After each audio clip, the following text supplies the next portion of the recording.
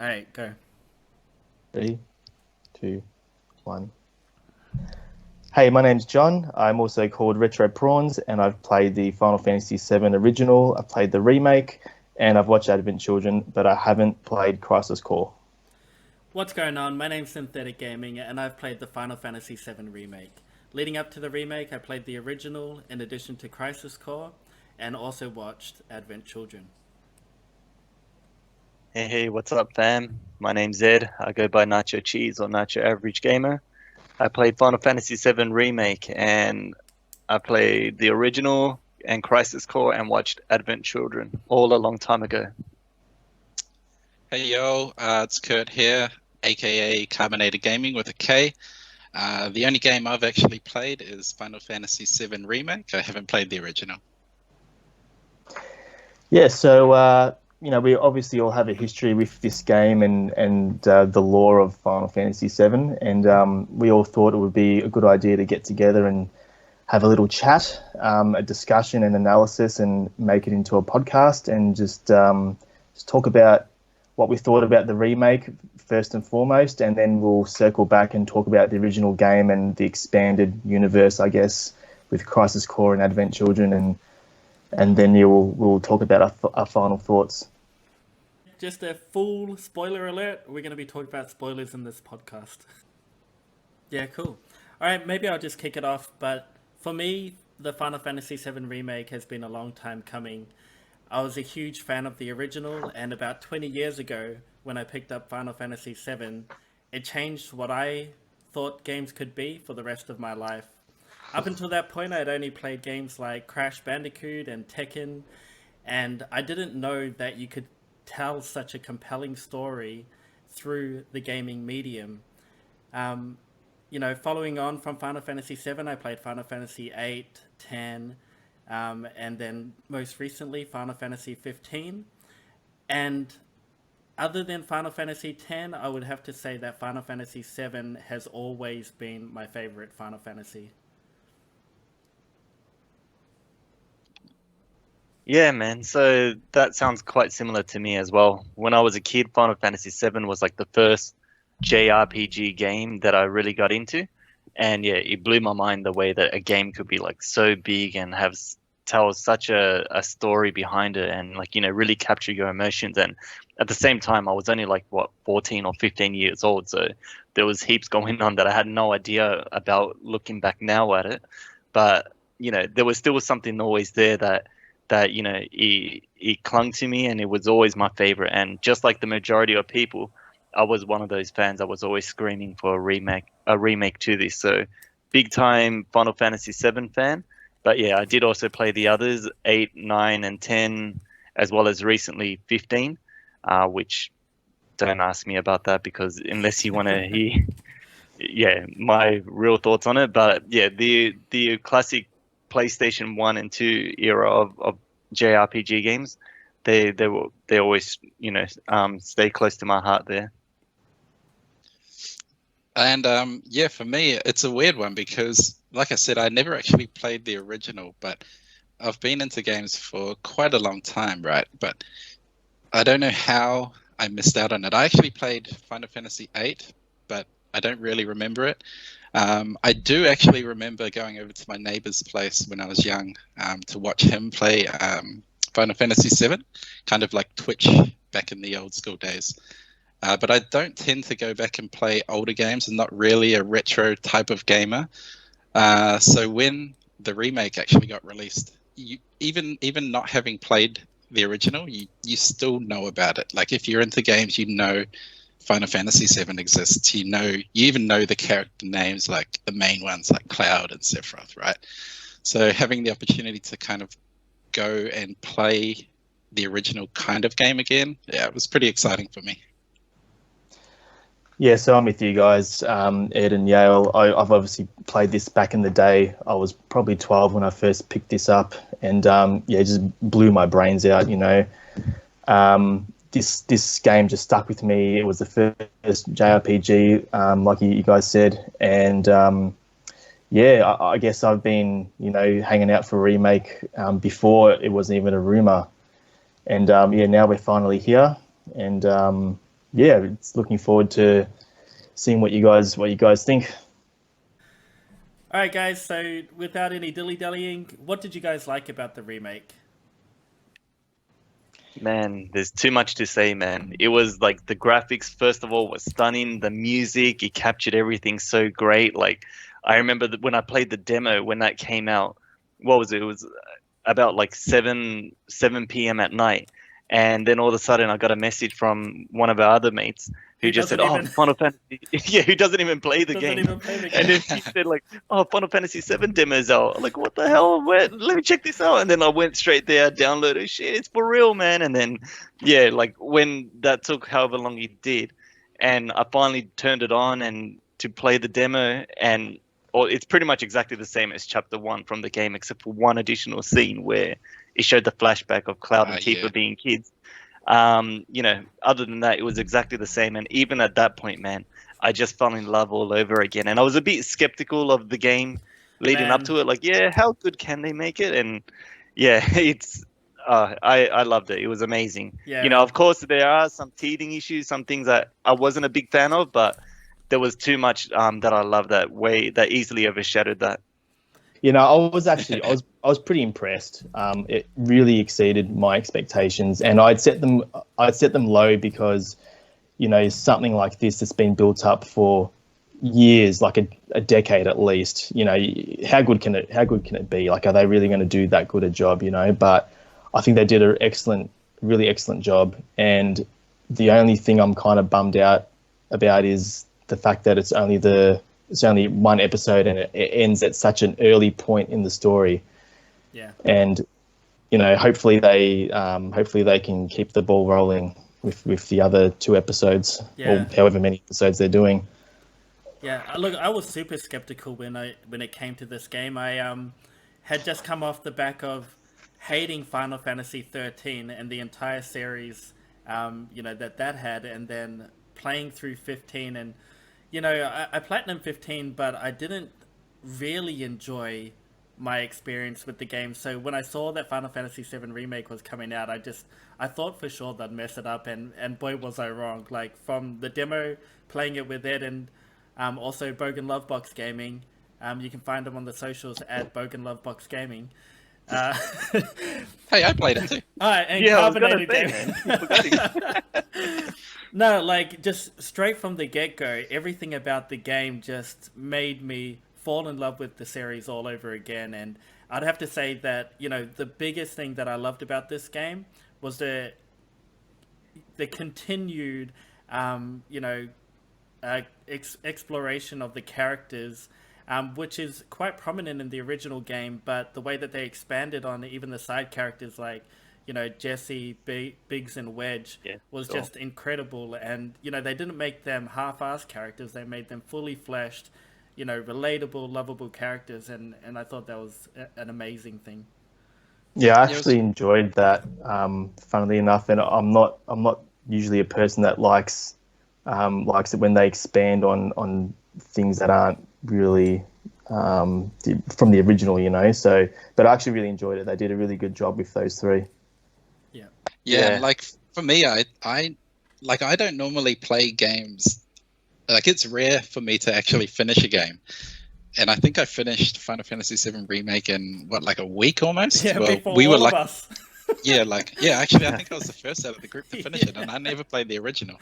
And I really, honestly, never finish games. It's very rare. I think I've tried to be different this year, but Final Fantasy VII, the remake, just had me hooked from the start. And I don't know, it's just the characters are so cool. Like, you can kind of relate to them, and they actually make them interesting. So yeah, it was awesome. Actually, that's what I wanted to. And a point I wanted to make was, I'm obviously more of a retro gamer. So, I mean, I do play. Everyone plays modern games, but I've missed out on quite a lot over the last probably 10 years, maybe 15 years. So, to me, this game is like really awesome and all that. But I don't know what of this game is really common in modern games in general. So, like, it blew me away, but I don't know if that blew me away because I'm not exposed to that kind of gameplay often. Yeah, look, why don't I try and take a swing? I mean, leading up to the Final Fantasy VII Remake, I finished quite a lot of games. I played through Spider-Man, God of War, and I platinumed The Last of Us, and I'm a huge fan of story-driven games and RPG elements, but The Last of Us and God of War have some of the best characters in gaming as well. And even then, I'd say that, it kind of... And look, there's a huge audience that loves these games out there, so they're going to blast me on the internet, but I would say even then, the characters of Final Fantasy VII just really surpass a lot of those types of... modern characters. Again, apologies to the internet. You lost all the Last of Us fans, right? We all love funny The that the Last way of you Us. get It's them back. okay. But yeah, look, to continue on, there's so much to love about this game, man. Like the music as well was one thing I wanted to say and I completely forgot. But like that intro scene where Aerith is shown and, looking into kneeling down in the street corner, talking, communicating with the Mako energy, and then all of a sudden the Sephiroth music, One Wing Angel overlap with it, and he kind of took it in turns. That was amazing. And that was one thing I really liked throughout the game. There were so many nods to the soundtrack coming back, revisited and music was brought real back to good. life. Yeah, and they brought back Nobuo Uematsu to Yeah. remaster some of that old music of his, and he's just a musical genius. Like, I've been following him for such a long time, and I just love everything he does. I thought so. I just wasn't completely sure, so I didn't want to say it and then be completely wrong. Yeah, the music's amazing in this game, and I know he's done a lot of the other Final Fantasy games as well, and they just captured it perfectly. They basically didn't change anything. They just sort of updated it to orchestral versions instead of MIDI format. So everything was just spot on. Yeah, I was actually going to ask that whether the music was any different to the original or whether it was basically the same kind of tracks. I felt like I was playing the original game. Yeah. Almost. It was so bizarre. Yeah, That's good as. there's 2 points there. Like, the first one with the music, like, I absolutely loved the jazz versions of the music, and they weren't from the original card, but what they did is they jazzed up a lot of those songs for the music tracks, and so when you went around and collected all of them, I couldn't wait to see how they actually jazzed up that version of the song. And then the second point you just made, Retro Prawns, about feeling like you're playing the original, it totally did.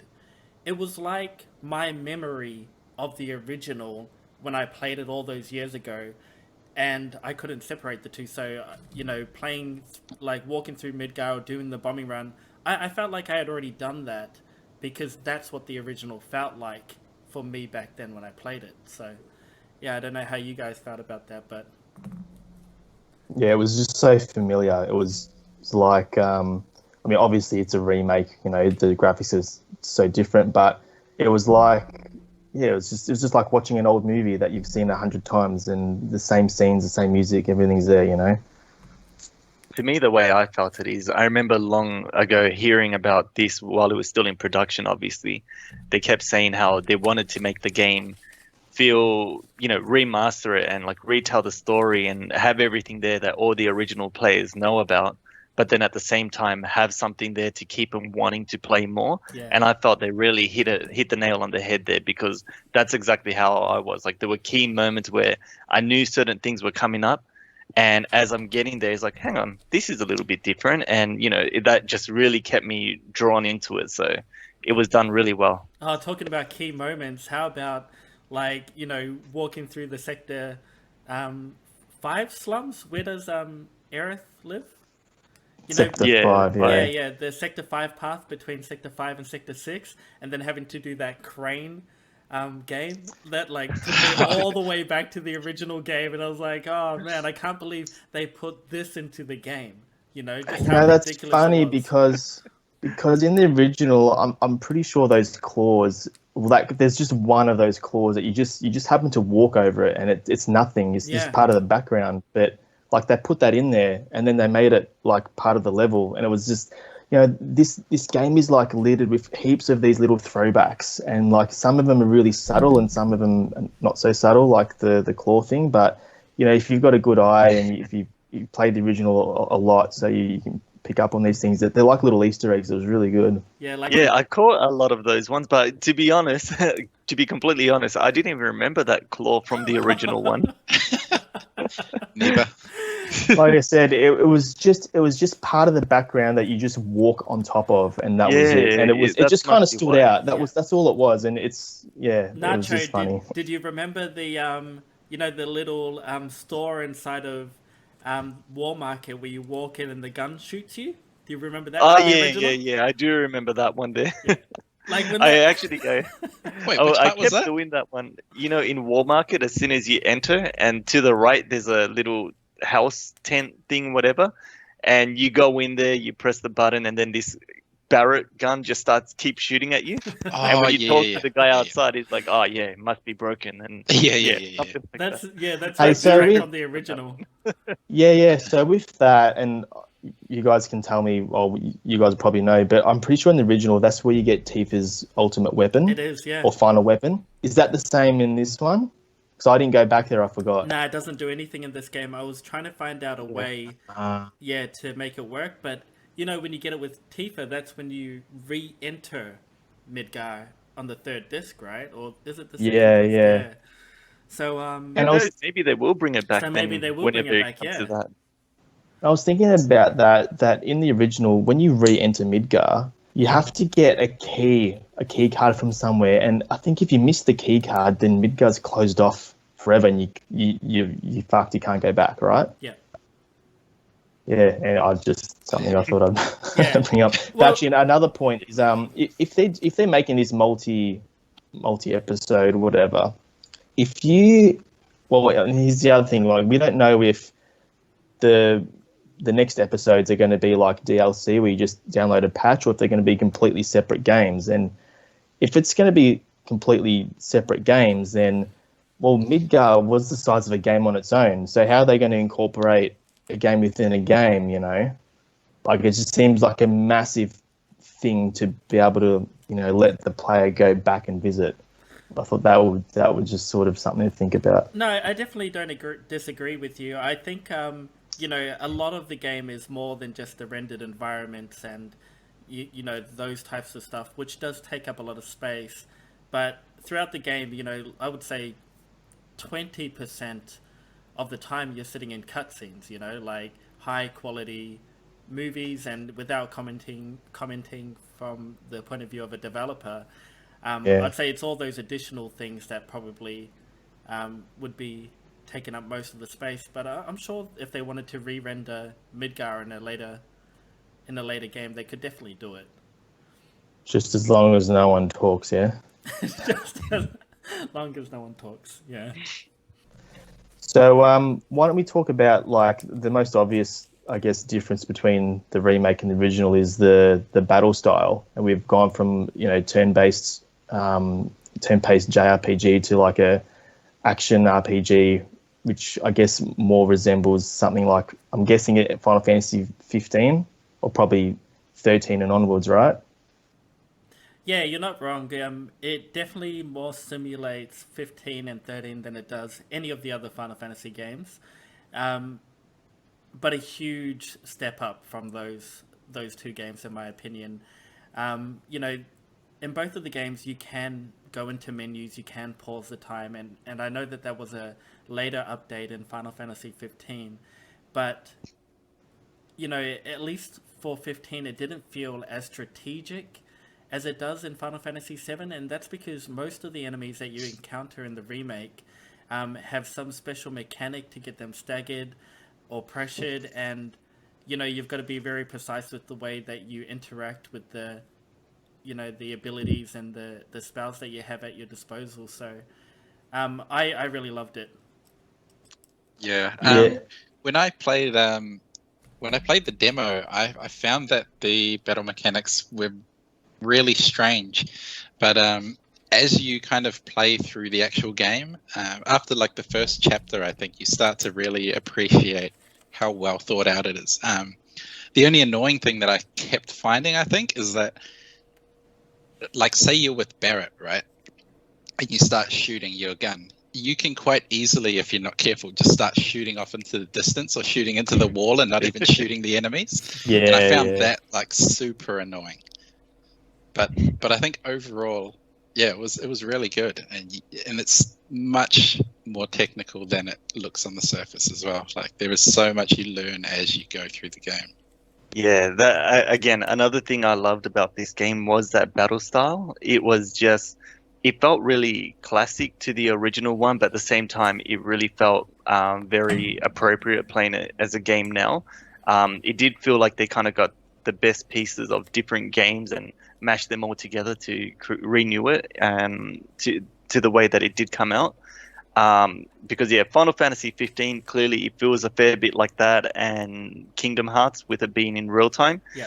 But having you only being able to select your items or your magic or whatever it is until you've filled up that ATB gauge, I just thought that was like brilliant, and it did feel so classic like with that there. There were certainly some things I wasn't a big fan of in the battle system, like when it came to switching your characters around. I always never knew which one I was going for when I press L2 or R2 or left or right on D-pad. But it wasn't any deal breakers, but No, you're just right. some Yeah. being a bit nitpicky on it. And yeah, sometimes just like having the camera angle at certain things, but again, they weren't deal breakers or nothing. Those would just be me being a bit nitpicky. But overall, yeah, it was beautiful the way that they done You done kind it. of learn it as you play. Yeah.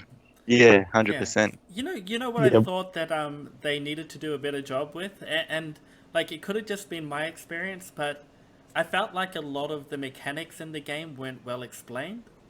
And Oh, definitely. Yeah. you Yeah, know, for like sure. recharging Barrett's gun during that downtime of his auto shot or whatever it is. Like I didn't even know that until somebody told me about it, outside of the game. But also the double unbridled strength. Like I didn't know about that until I watched a tutorial on YouTube about how to play with Tifa. And there's so many other things like that, like the parry window when you change from operator to punisher. There's like an invulnerability window there where you always auto, parry attacks that come in that are physical. I didn't know about that, and I think that the game could have done a lot better with explaining how those mechanics work. Yeah. I think there was a tutorial options that you could always revisit within the menu, but to be honest, I never went through on that.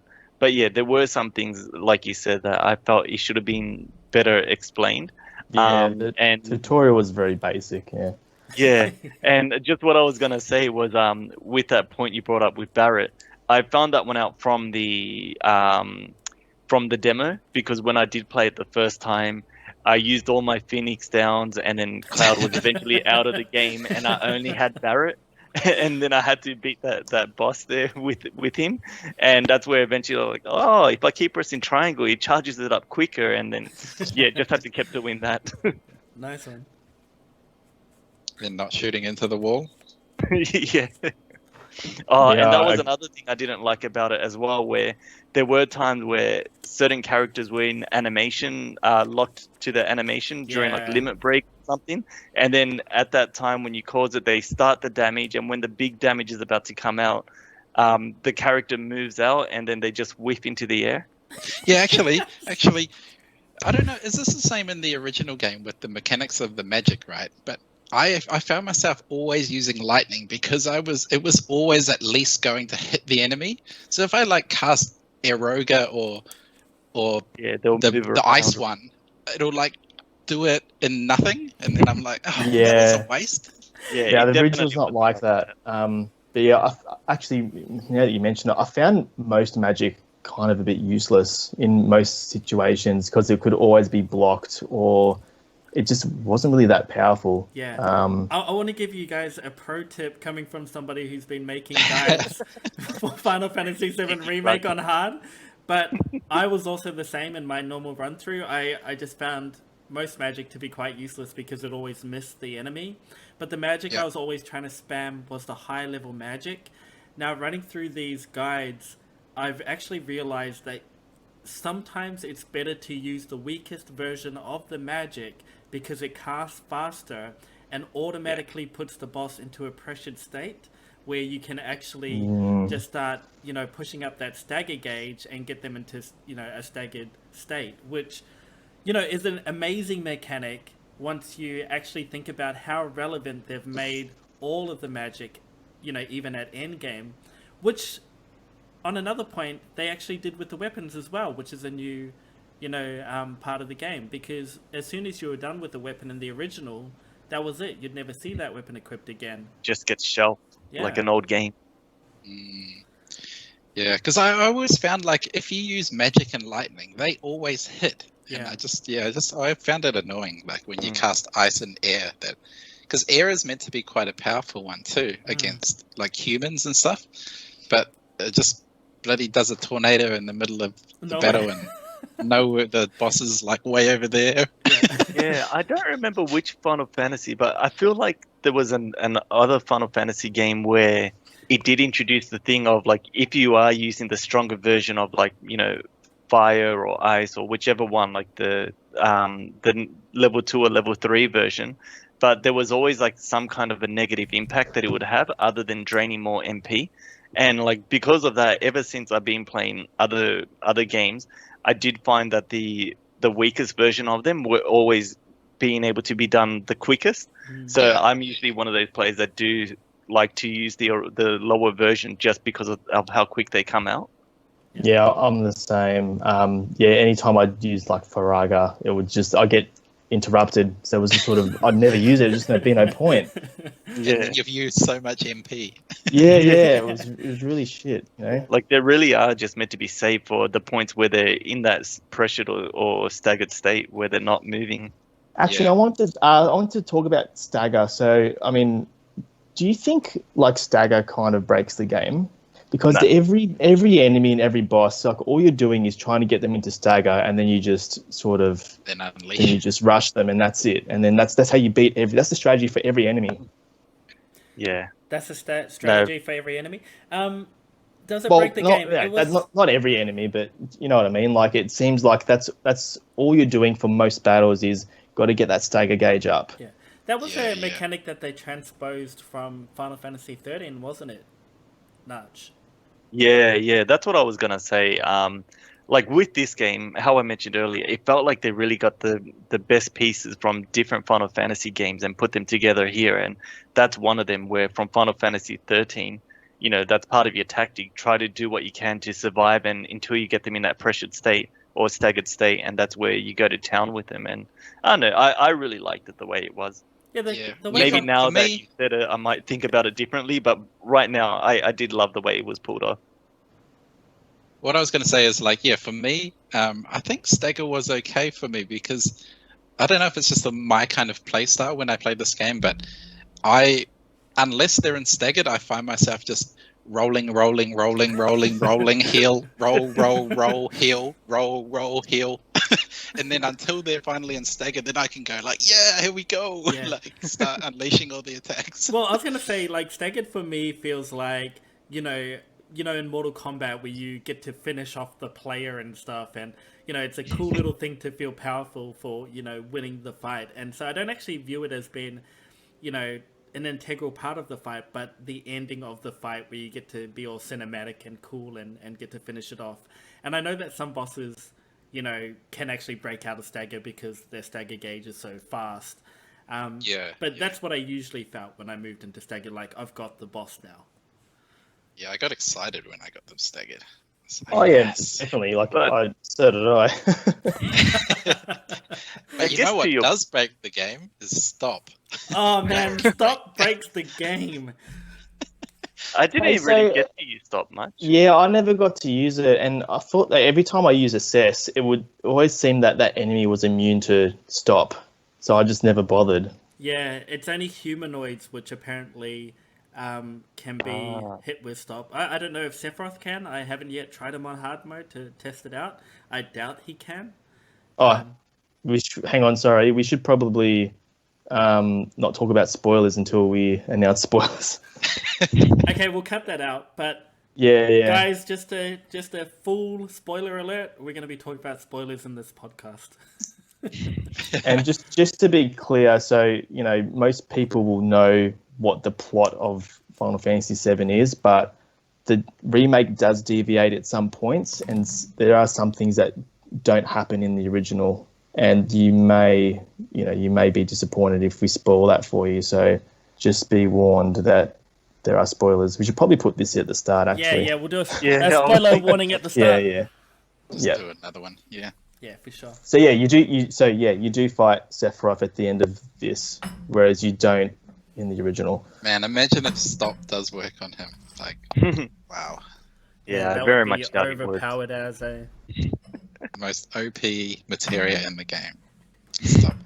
So just on that, I want to just round back to a point I didn't get to discuss earlier, is that the strategic nature of the battles, even though it's like an action RPG, that if you're not careful, like even low tier enemies can really fuck you up if you don't treat the battle right, if you don't know what you're doing. So I really like that even if you go back to the original and you have those random battle encounters that just pop up every 5 minutes, and most of the time they were just annoying, and you just sort of clear them out with like one shot. But I never felt that way in this game. I felt that every battle mattered, and every battle like counted towards my experience. Yeah, and I thought that was really good. Yeah, the more I think about it, you do kind of feel that way in some of the Final Fantasies, like in 10 especially. I felt like a lot of the battles were strategic up until a point, and that point was where you over leveled the game. And I haven't played 7 and 8 in a while, but you could definitely over level the game really early in 7 and 8. In Junin you can get up to like level 50, 60 on the first disc. And in Final Fantasy VIII, you can get up to like level 99 at the beginning of the game, just because all of the enemies scale. So I think that if we had probably played the game a little bit slower and over-leveled our characters, we might not have felt like that. And I say that because playing through hard mode, and then going back to easy or going back to normal, it's so easy. As a level 50? As a level 50... with max everything, I can just run into any enemy encounter now, and I can just spam triple slash, and then they're all dead. But the game's not meant to be played that way. Yeah, and look, you could argue that about the originals as well, but everyone still over levels because it's so easy to do it in the original games. Yeah, it makes it a bit easier for you to play as well. But yeah, I agree with John. Like when I was playing through 7, I very rarely died on bosses because I was anticipating them to be very hard battle, right? Yeah, that's right. And then as you're running through the game, I just expected, I'm Cloud, I'm a first class soldier thing. Nobody can touch me. But then I would die so many times, especially to those stupid turtle things in the sewers. Oh yeah, they're hard. They were the worst, man. The Sanigan. And then on the cutscene, he just. Yeah. Like, why couldn't you do that when I was playing you, man? Yeah. So I agree. Yeah, that you have to be careful when you're just kind of running around. It's not as easy. Absolutely. Hey, what did you guys think of the summons? Yeah, that was one thing I wasn't a big fan of, which I forgot to mention again earlier. I always like having the ability to cast them when I want to. That was something I felt like they carried from 15. Although in 15 it was much worse because they were very circumstantial, depended what type of terrain you were on, if it was mountainy or watery. In here, it just seemed like they only came out after 2 minutes or 5 minutes into the game. So you would only ever use them on bosses. But yeah, like when they did come out, it was cool. Although I felt like they were underused when I only just bought them out just because the ability was there to cast them. But yeah, I thought that was a bit, so-so for me.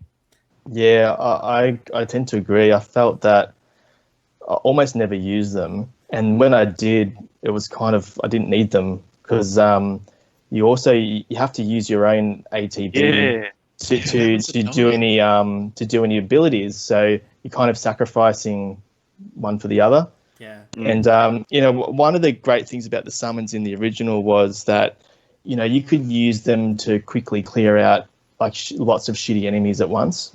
So that's what I tend to use them for a lot. But yeah, in this one, you can't use them whenever you want. And then when you can use them, it was like, well, it's at the detriment to your character's regular abilities anyway. So what was the point, sort of? Yeah, look, I think the summons were definitely a step up from 13 and 15. They felt like the summons in Final Fantasy X in that, you summon them and then you control them throughout the battle. Except in this one, you actually still control your actual characters.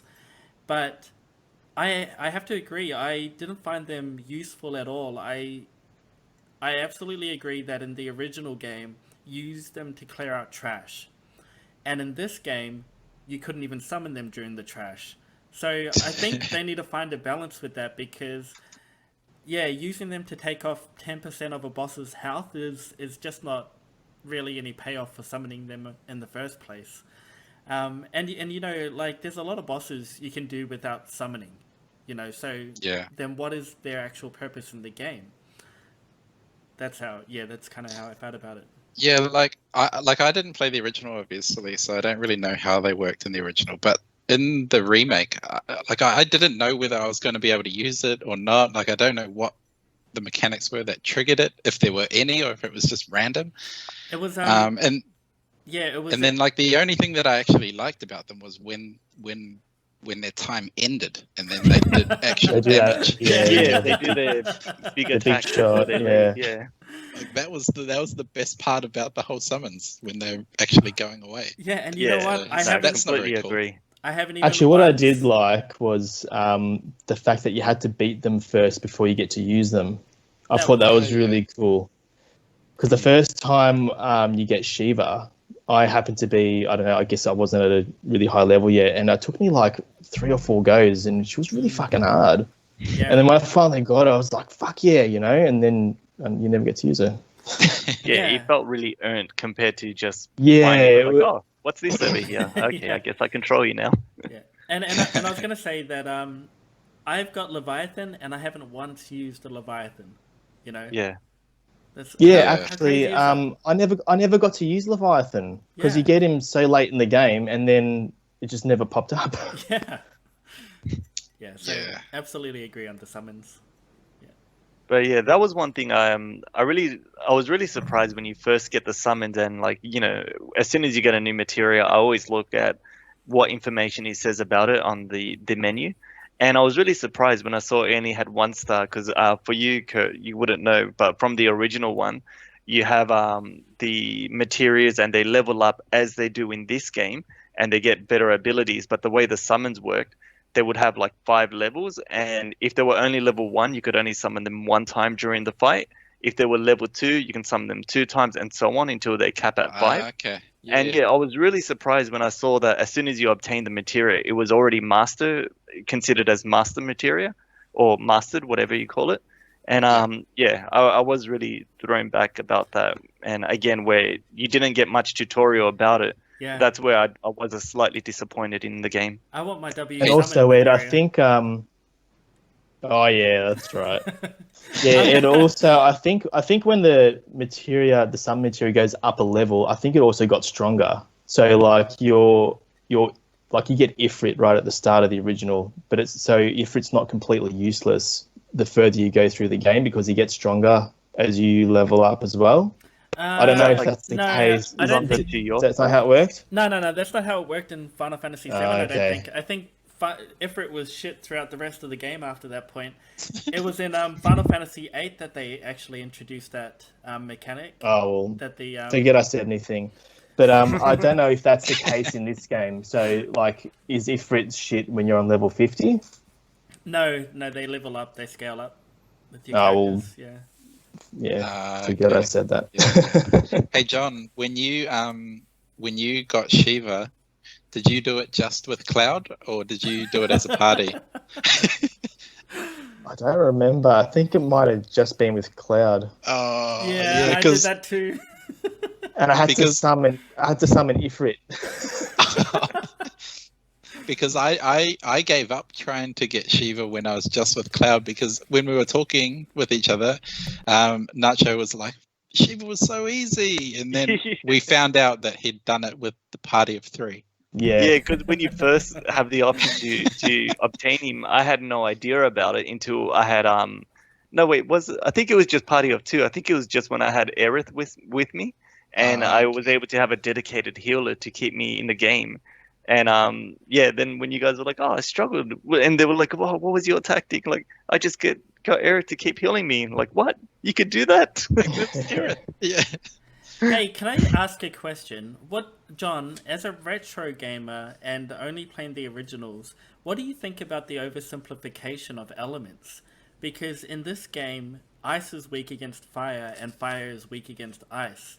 But in the original game, they had earth, they had water, they had all those elements they've got in the game. And then I forgot about those. Yeah. I think it's better, to be honest. When you start introducing earth and like water, ice, like it's the same thing, right? Like, is fire good against ice or water, or like I don't know? So in this game, right, lightning is strong against wind and wind is strong against lightning. In the original game, lightning is strong against water. I'll tell you. Oh, like like Pokemon. Yeah. Yeah. Yeah. Right, so Yeah, I don't remember that to that level of detail from the original, to be honest, but I kind of liked it the way they did it. It was just, there's 4 main elements, and it's very easy to remember their weaknesses. And considering that you barely use magic anyway, so let's just keep it simple. That's what I think. I read that Leviathan was actually water-based, though, in this game. And he's the only thing that is a water element. oh, he's actually water-based. Now, hang on. In the description, it says Leviathan's a non-elemental thing. Yeah. But Yeah, I he remember seeing that. He has a water attack, apparently. Yeah. Well, I guess think I read that somewhere. Yeah, that as might have to look it up. But yeah, I remember reading something that he was non-elemental, but had a water attack, and it was the only water-based attack in the game. Yeah, something that's different. Very interesting. Was there any holy attacks in this? I don't think so. I think everything else was non-elemental. Because you had a holy type attack that Aerith cast called Ray of Judgment. And I used that a lot. That was good. That was non-elemental though. Was that the really long charge-up attack? Yep, that always misses. Again, that's where you have to get them staggered to make sure he hits. Actually, in the original, I want to ask to see if any of you guys remember, there were some enemies that were weak against holy, but I don't remember ever having any holy magic. Yeah, I think it was just the summon, Alexander. I think that was... that's right. Yeah. Yeah, because I don't think there was any holy... You could get a holy magic. Holy 1 and Holy 2. Was it? I don't remember that. Yeah, it's been a while. Maybe there was. There was a holy materia. Because in the lore of the game, the holy materia was Aerith's materia that she uses to summon holy, and then she drops it when she dies, drops it in the water or whatever. Oh yeah, you're right. Yeah, because I'm pretty sure you're right, Ed. There's the only actual holy magic is that summon, and that's it. Yeah, I think so. But there's a limit breaker somewhere. Was there an enemy skill?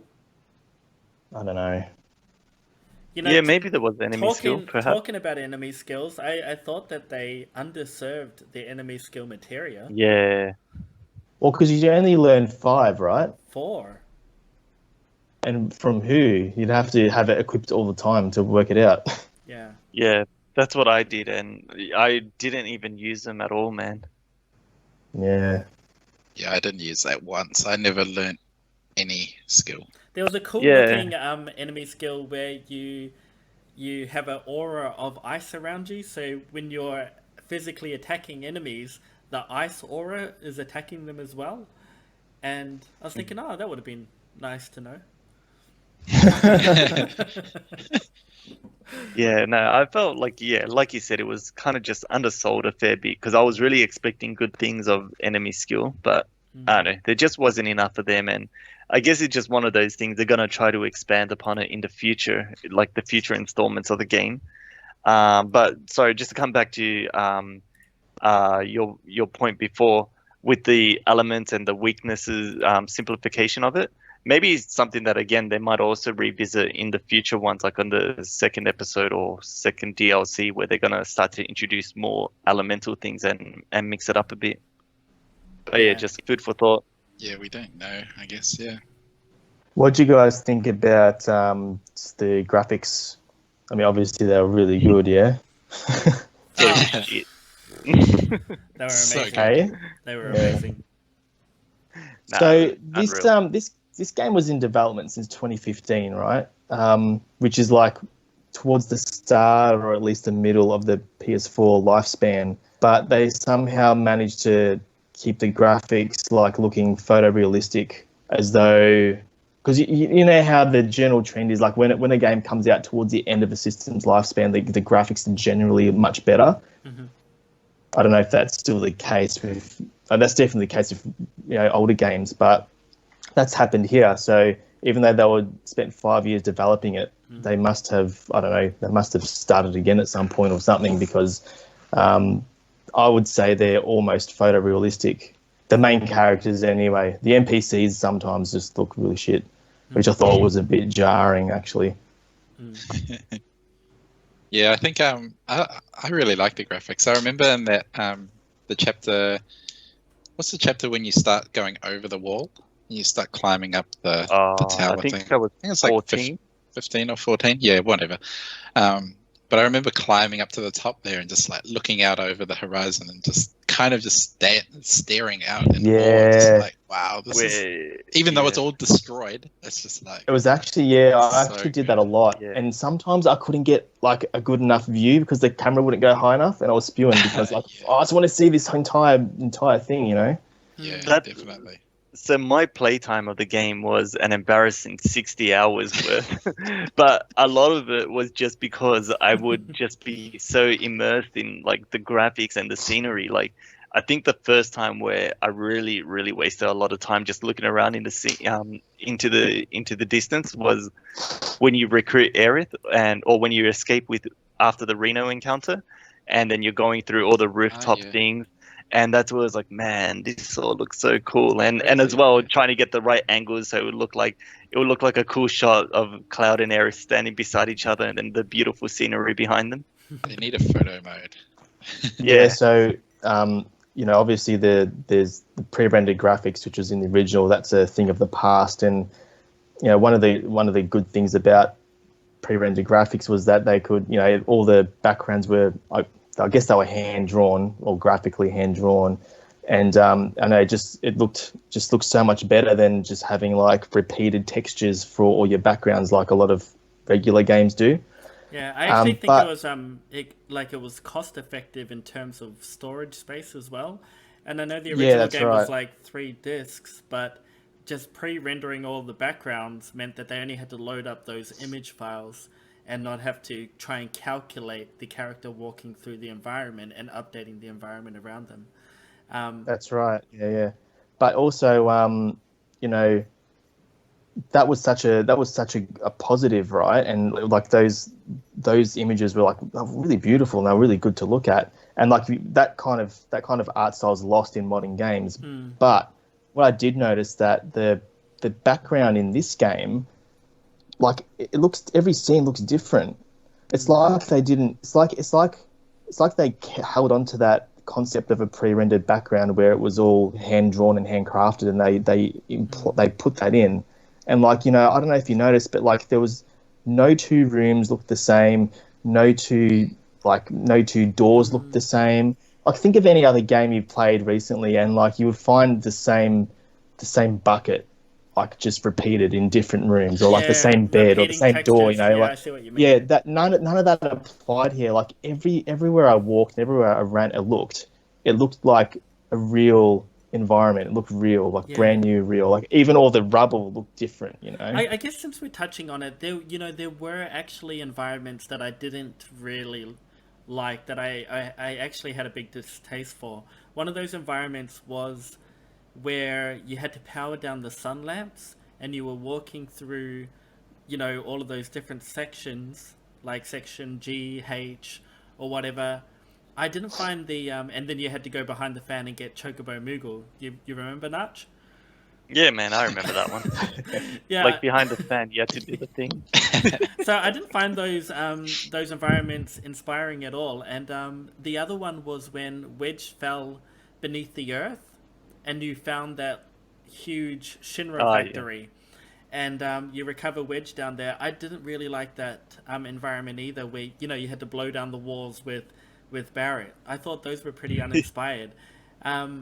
And I only call those The out two because... the two expanded scenes, you mean? Yeah. And I only call those out because they would have been, the new environments that were original, areas of the game that were created for this game, and they weren't very good. Well, it's interesting you say that, yeah. I think to that point, though, it really goes to show that scenes that did happen from the original one, how much love and dedication and effort they did put into it to make it feel like it's come back to life from something that did exist 20 years ago.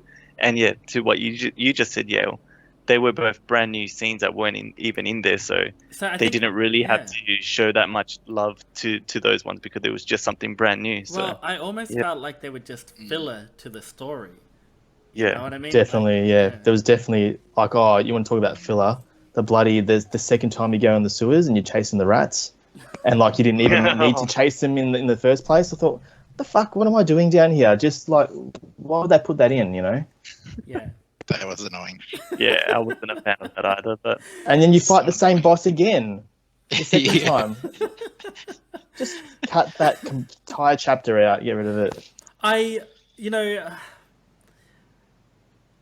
The only thing that one was good for was just that was the Don Corneo's vault that was there, just getting some extra items and all that. I never went in there. I couldn't be bothered. I skipped it. That's why you got the ugly dress, John. Yeah, Oh. that was the one that gave you the... I think if you completed that, that's where you find out about the... What was she called? The Angel of something? Angel of the Slums. Angel of the Slums, yeah. You had to do all those things to get that reveal. I'll do it in hard mode. Chase the rat in hard mode, yeah. Yeah. No. You know what I hated? I might not do that one in hard mode. That was actually really annoying. Yeah. I found it really annoying how Cloud would just really seem to struggle to go through narrow spaces. Or to climb down a ladder. Yeah, to climb. He just really couldn't figure out how to get through those narrow gaps efficiently. And were you like trying to hold run when you go through those narrow spaces to try and make it go fast, and it just wouldn't work? I don't know how these big companies work, right? Because Square Enix owns Tomb Raider, and Tomb Raider has some awesome navigation. And why they can't get Cloud to press a button that opens up an elevator door properly? Like, it makes no sense to me. Like, you gotta hold down triangle to open up the elevator? Like, what's up with that? Like, you just gotta click it, man. Yeah. Actually, you know what? Do you the scene, I think it might have been in the second reactor, where you all have to press the buttons at the same time? Oh my goodness. How long did you spend on that? I spent way more time than I should have. So in the original, that was like a 5-second scene, and you pretty much get it in one shot or maybe two shots. But I was there for about 10 minutes, and like I almost gave up. Yeah, the characters kept cycling through like all the same. Like, they ran out of dialogue, and they just started again. Yeah. I thought I was doing something wrong. I was getting so frustrated. Oh man, 3, 2, 1. Oh man, you want to talk about time wasters? How about the squats and pull-ups challenge, man? Like, I heard somebody, like one of the reviewers, took 3 hours to do it. Whoa! Oh, Nah, that was fun. Those pull-ups. That was well, I didn't do the pull-ups. I did the squats. Okay, well, the pull-ups. The squats ones were pretty easy. I mean, like, they were challenging, but compared to the pull-ups one, that one, yeah, I spent a fair bit of time. Maybe like, I don't know, 20 minutes or so, but still, it felt like forever. Yeah, there are some. Yeah, with the one that you mentioned before, with the switches, Like, I did like seeing that at the start because I remember I was talking to you, Yale, about it. It was like, oh man, they should have been included that. I can't believe they missed that scene because it would have been such a good nod to the original. And then later on realizing, oh, it happened at the later reactor. So I was so happy to see that at the start. But then he overshadowed afterwards when with how frustrating it was. It's like, man, I'm pressing them both at the same time, man. Yeah. I needed a guide. I was almost going to look on YouTube for a guide on how to do the timing of that one. Maybe I'll make one. Yeah. Actually, you know what? Yeah, you should actually make a video on that. Yeah. That would be really good. That'd be really funny. I reckon they'll get a million hits. Yeah, well, the first thing is I need to know how to do it. Hard mode, first go levers. Yeah. Yeah, that was so annoying. Yeah. What about the characters and this? Well, let's have a chat about the characters and the story. Okay. So, you know, obviously the story is much the same, but it's told very differently now. And what were your thoughts on that, and how, you know, we've gone from text-based character development to full, you know, voice acting and facial expressions and well, first of clouds. all, the characterization of the original characters, I felt they did an amazing job. I kind of felt playing the original game that a lot of them had like not as distinct personalities as they do in the current remake. Like you could always tell Barrett apart from the group, but you know, I didn't really know that Tifa had a personality at all in the original game. So, you know, I thought it was great to see them fully acted, fully voiced, and I think it's helped push the game along really well. Yeah, I guess one thing about the original, and this goes for, you know, all games of that era, is that, you know, you kind of put yourself in the character because you kind of have to. You know, when you're reading text, and so you kind of you put a bit of yourself in there, and you sort of make up the rest, and that you know, I guess that translated okay for, you know, for this one, for the modern one, but there were some parts where I was just like, oh, I didn't think Cloud was that much of a little bitch, you know.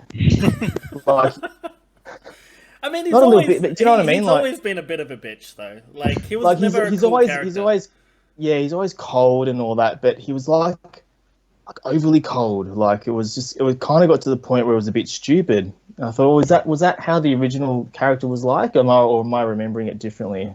I don't know. Like I never really liked Cloud as a character. Like you know, compared to, I mean, Squall. He's not a great character, is he? Yeah. No, like compared to like Squall. Squall is you know, Squall's quite a similar brooding character, but you know, I think he's better. Yeah, but compared to Titus, I mean, I absolutely love Titus, and then I love Zack as well, and yeah, just Cloud is just kind of like Cloud is whingy. super cold.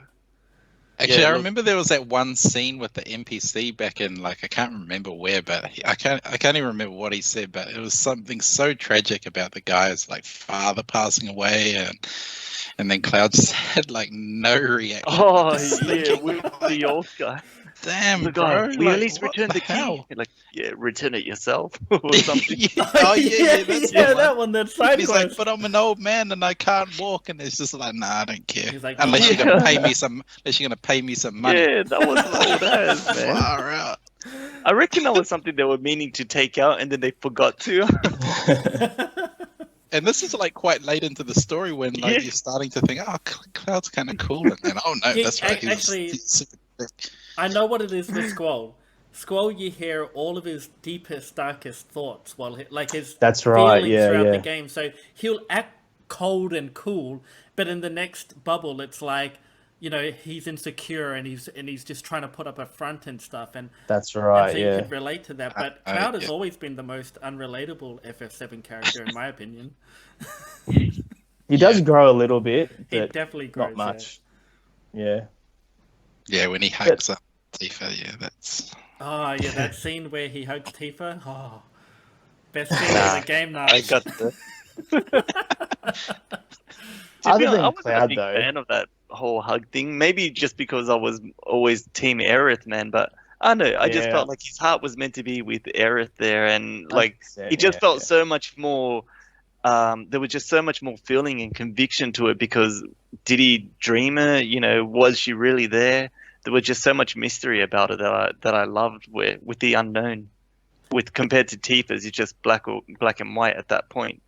So Yeah, I'm with you, Ed. I definitely feel there's more chemistry with Aerith, and yeah, definitely. No I don't way. feel it with Tifa. You know what? He Playing just this gets a high game. five. You know, when I played the original, I loved Aerith. Playing this game, I actually think it's more real between Cloud and Tifa. And I'm starting to feel like that relationship with Aerith is quite fleeting. And, you know, because it's like they're just infatuated with each other because they don't really know each other. Which is, you know, what I think the relationship should be built on is like a deep connection and trust and all that kind of stuff. That's Well, how I relationships guess start in general, though. I guess that's why, you know, obviously Aerith dies anyway, and Cloud, yeah, she dies anyway. But you know, Or does she? Cloud goes Unknown through this journey. whole he goes through this whole arc with Tifa, and it's not so much like a relationship arc. It's more it's his more like a his yeah, like he's, you know, he has the amnesia, and then he realizes what's happened, and like she's with him that entire time in that whole remember that dream sequence, you know. Yeah. So yeah, that's probably a good point, yeah. But still, I like, think it's damn, quite Aerith. funny because I think the way that Tifa looks suits Aerith's personality more, and vice versa. Because I find Tifa to be quite motherly, and then I find Aerith Yeah, to you're be probably quite, right there. Yeah, you know, bubbly and outgoing and flirty. So Yeah, true. yeah. But other than Cloud being a bit weird, but I think they did pretty good on the other ones, on all the other characters, you know. And we touched on Jesse, Biggs, and Wedge before. They were great. Like I for some reason I enjoyed them. yeah, I was actually Team Man. Jesse at the beginning of the game. Yeah, that Yeah. was one thing I really appreciated, like how much they I did agree. let those other three Avalanche characters, you know, develop in that way, and it was just really cool and refreshing to kind of get that new perspective on them. But yeah, I was a bit contemplating, undecided on which team I was when Jessie was introduced. Yes, 'Cause, yeah, she had She like was the zero best, man. involvement in the original one. Hey, so I went back and I did one of the trophies where you're riding on the back of the motorcycle with Jessie, Yeah. and she actually kisses you, like as an outcome of winning the trophy. I know, and I was like, oh damn. Was that for not getting hit on the motorbike or something? Yeah, it was like for doing like a Ah. excellent run. Hey, or what whatever. chapter is that one? Chapter 3. Chapter 3 or 4, I think. Yeah. Yeah, Jessie was cool. I liked her too. And man, how about Jesse dying and not Biggs and Wedge? Man, that was messed up. I was like, what? You're gonna kill the two lamest Avalanche characters that keep the and kill the one. I liked Biggs. He was awesome. So Biggs is the small one, right? Yeah. Yeah. Okay. Oh wait. Yeah. That's right. Yeah. And Wedge is the big one. But no, I'm pretty sure Wedge does die Yeah, I think Wedge does die. because he gets sucked I up. think they do the whispery things. Yeah. To And he goes, the correct that. His last words are, "Please tell me I made a difference," and then it fades to black, and you're like, "Well, And he's he kinda obviously gets sucked he's away. obviously Yeah. dead." Yeah. Well, Biggs had some last words as well, though. Yeah. Then he just comes back. Yeah, I know, but like, Yeah. Oh, hey, can I talk about a theory that I read, right? And it goes like this. The whole, you know the end of the game, Yeah. where it shows the timeline with Zack, and Zack survives in that alternate dimension. The theory is that that's Zack DLC, and you replay the game in that DLC with Zack with minor changes to the story instead of Cloud surviving. Hang on a second. What do you mean? Okay, that Zack sounds pretty survives. cool. Okay, so at the end of the game, there were two timelines that it was showing. It was showing the one that you're in, where Zack dies and Cloud goes into Midgar, and then it showed a secondary timeline where Zack survives, and you don't know the fate of Cloud, but Zack goes into Midgar. And now I didn't even realize that. Yeah, now when I saw that, I thought, oh no, you know, are they going to make Zack interact with, you know, the main party, and how's that going to now disrupt the story? But then it was recently released by Yoshinori Kitase that the story's going to remain relatively the same in part 2, and that was always their intention with the game. So one Redditor theorized that, okay, then maybe Zack's whole storyline is just DLC for the game, where you get to play through the main story events as Zack instead of Cloud, with minor dialogue changes. And I actually can see that happening. Yeah, I guess like so. that sounds pretty okay. Like I have mixed emotions on this. So I like the idea of like, exploring other possibilities and, seeing what it would have been like if Zack had survived. I reckon they would do a really good job at it.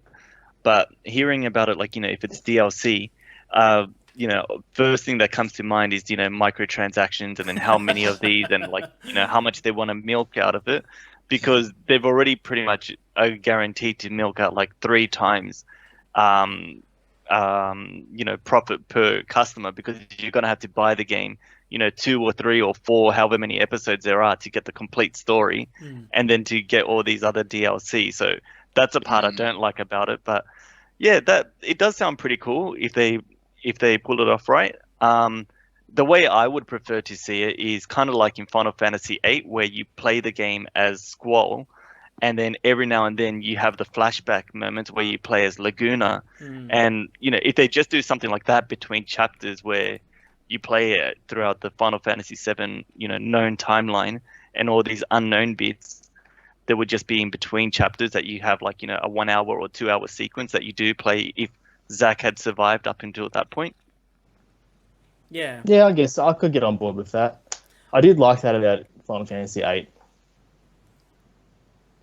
I don't like the idea of Zack surviving and being transported into this dimension.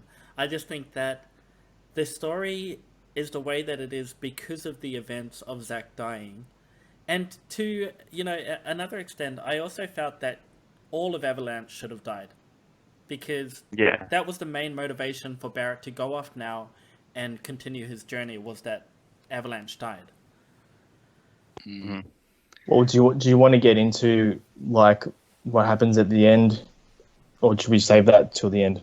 I don't know. I reckon. Sorry, just to kind of go back to Yael's point there, like with Avalanche and all that,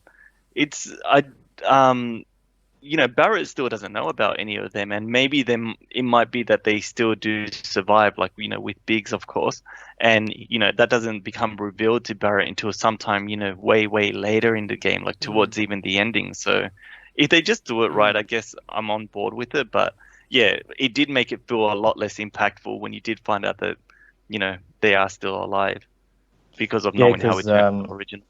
Because Barrett's motivation now is just completely made up. Yeah, it should have been getting revenge on, the Shinra Corporation for, whatever. Yeah. How funny was it having that other Avalanche guy in there? The what did they call him? The bookkeeper or something? Overpowered bookkeeper or something? Who was just a figurehead? Oh, the mayor. The mayor. The mayor. I thought that was alright. Like, it's pretty funny that they had infiltrated that high. I loved it. I thought it was so funny, yeah. I thought that whole stuff with the mayor was funny, because you do actually find the mayor on the original game, and I kept thinking to myself, that's right.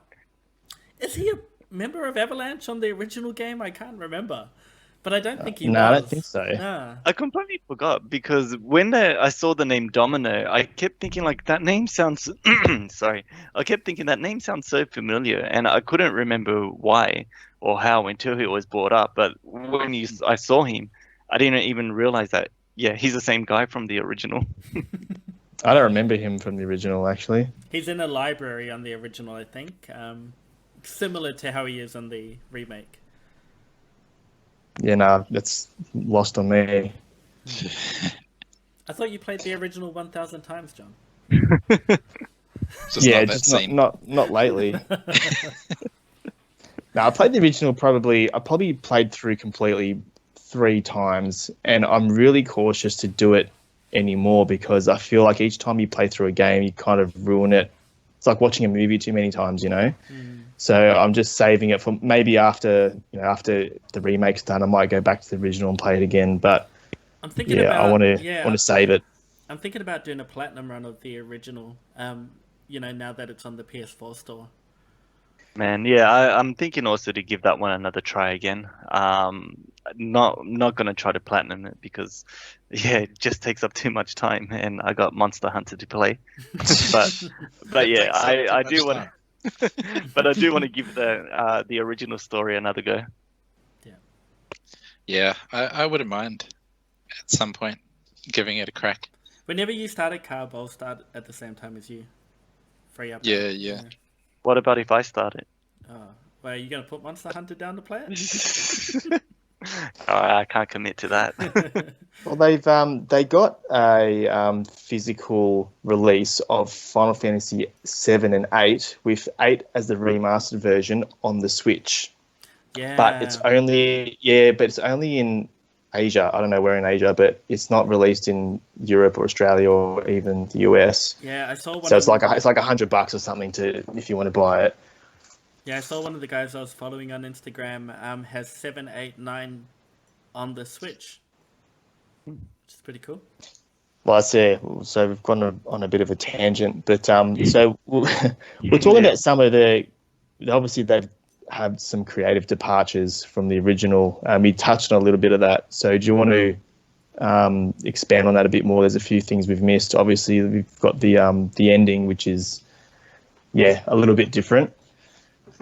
And also, Shinra Building was like completely expanded, which I liked, in Hojo's lab, which was really good. But yeah, there were a few other things I thought I should mention. So one thing that really bothered me was we got a lot of Sephiroth in this game, didn't we? Yeah. Yeah.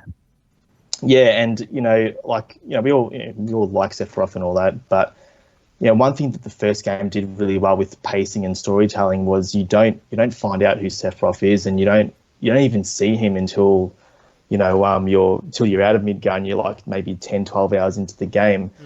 And at this point, Cloud's having flashbacks and stuff, and you keep hearing the name like Sephiroth this and Sephiroth that, and you're thinking like, fuck, who's this guy? He must be some fucking badass. And the first time you see him, when Cloud's telling his story in that town. Yeah, the first time you see Sephiroth is in a flashback by Cloud showing you how badass Sephiroth is. Yeah, and he fucking like one-shots a dragon. Yeah, he's like level, you're watching that. Yeah, he's like level 60 and you're level 1. Yeah. And so you see him slay this fucking dragon, and you're like, holy shit, is this the guy I have to beat, And like, I think the impact of that crappy scene with shit graphics, I think is so much more impactful than this entire remake, all the Sephiroth scenes in the entire remake was. Because like you get, the first time you see him, I think in the remake was, when just after the I think it's just after the first reactor blows up, and you're walking down the street and everything starts catching fire, right? Yeah. And you follow Sephiroth down the alleyway, and then they have this 5-minute conversation, and I'm like, what the fuck is this? Yeah. Look, can I put my 2 cents in on it? I reckon it was a marketing call. I reckon it was a captain's call. I reckon somebody turned around and goes, "You have to put Sephiroth in this game," because that's what people know Final Fantasy VII as. Cloud versus Sephiroth, okay. So just get it into the game.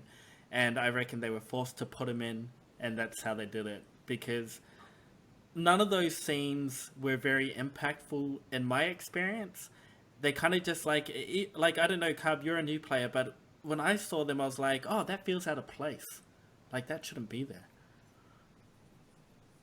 Yeah, I don't know. I don't really know, because I never played the original, so it didn't feel out of place particularly to me, but it could be like what you say, because even having never played Final Fantasy VII, I still obviously know who Sephiroth is, and so when I still see him, I still think it's pretty badass, to be honest. And I still have that kind of nervous tension as I'm building towards the end of the game, and I'm expecting to fight Sephiroth. So for me, I expected him to be there. But yeah, that just is my point, having never played the original. So I don't know how the story was supposed to unfold at that particular time, but for me, I knew it was leading towards that from the moment that I started playing it, and it was still cool for me. So, like, after you said that there, Yale, I really agree with that, and I reckon that probably is why it happened. Just, yeah, marketing and this and that. They were like, yeah, he has to be in there. But the way I felt on it, I felt similar to John. Just felt it was, and even to yourself, yeah, where it did feel a bit out of place. I wasn't too sure if I liked it or not at that point in time.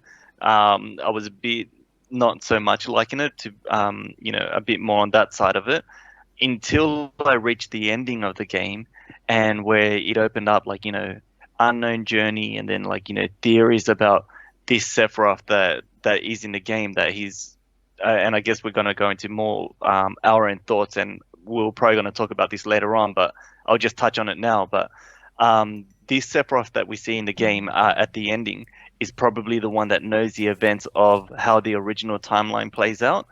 And the way I felt on it is that if that is being the case, that's why we were seeing all of these Sephiroth flashbacks, and he was intervening with Cloud in some way, shape, or form, in trying to get the timeline to turn out the way that he can end up being victorious. And then if that is the case, then I think that it was really well having him displayed earlier on in the story. Yeah, do you think we're up to the end discussion? I think that's a good segue. Well, I just wanted to say first, so we're talking a lot about timelines and stuff, and I'm not entirely convinced yet that we should be talking about timelines. I'm hoping that it's more about, I think that what they're really trying to drive is like this whole destiny and fate thing. So I'm hoping that this doesn't become like a time travel story or diverging timelines. I hope it's just more like. But you never played Kingdom Hearts, did you? I played the first one. I didn't like it. Okay, well, that's but I don't remember it either. That's a Tetsuya Nomura game, and so is this game. So. Well, hang on. Didn't someone have some involvement in Chrono Trigger as well? Chrono Trigger was all about timelines, but there was someone from Final Fantasy that was working on that one. That's why it was a dream team that had like Akira Toriyama. That's right, yeah. But you know what? Like that was a time travel stories. That's fine, exactly. But because one thing that really confused me was that earlier in the game, you're having flashbacks about the meteor and Aerith dying, and I thought, well, hang on. That's the future. That can't be a flashback, and that really confused me. And I guess they kind of explained it a bit. Yeah. So Yale, do you want to go into that? Yeah. Yeah. So from the original game, those visions that Cloud has, they're from the real Sephiroth in the Northern Crater, right? Because he's bathing in the Mako energy, and he's trying to, and all the Genova cells are trying to reunite. Right, so they can recreate Genova whatever. Or Sephiroth. Yeah, whatever they want to do. Okay. Reunion, yeah. Yeah. Reunion. And so the flashbacks or the flashes that Cloud is supposed to be getting are of, Sephiroth and of reunion, and he's supposed to be, all those cells are supposed to be drawn to each other and trying to reunite with each other. Now, what he's getting is future flash forwards, which for me indicates that maybe there is an element of reunion going on, and maybe that element of reunion is from the future Sephiroth, who's already been through all of that, and that's why he's seeing the future. So yeah, look, I think that we're definitely in for some sort of, if it's not time travel, then it'll be some sort of like crossing of dimensions, which, the story of Final Fantasy VII is already convoluted the way that it is. Now, if you start adding those elements in there, it's going to be even more convoluted. But, I think if they ground it in the characters, they'll be fine. You know what I just thought of right now? So how the time materia is really OP in this game, right? What if Sephiroth mastered it? He overpowered it beyond master rank or master. The next level after stop. He gets future sight. I really hope not. You just cast it and then you win the game. Yeah, Yeah. yeah. The other Finish. the other idea that I was discussing the other day with you guys is that the planet already knows its destiny and it's trying to control its destiny, and that's kind of shown in the Which is a new arbiters, concept which they've which is a introduced new in this. concept. Yeah. But it's expressed in the arbiters of fate, trying to course correct everything that goes wrong to keep that destiny intact. So if the planet already knows its destiny, and Sephiroth is bathing in the Mako, the blood of the planet, and the spirit energy of the planet, and Aerith is communicating with that same spirit energy, maybe there's no time travel.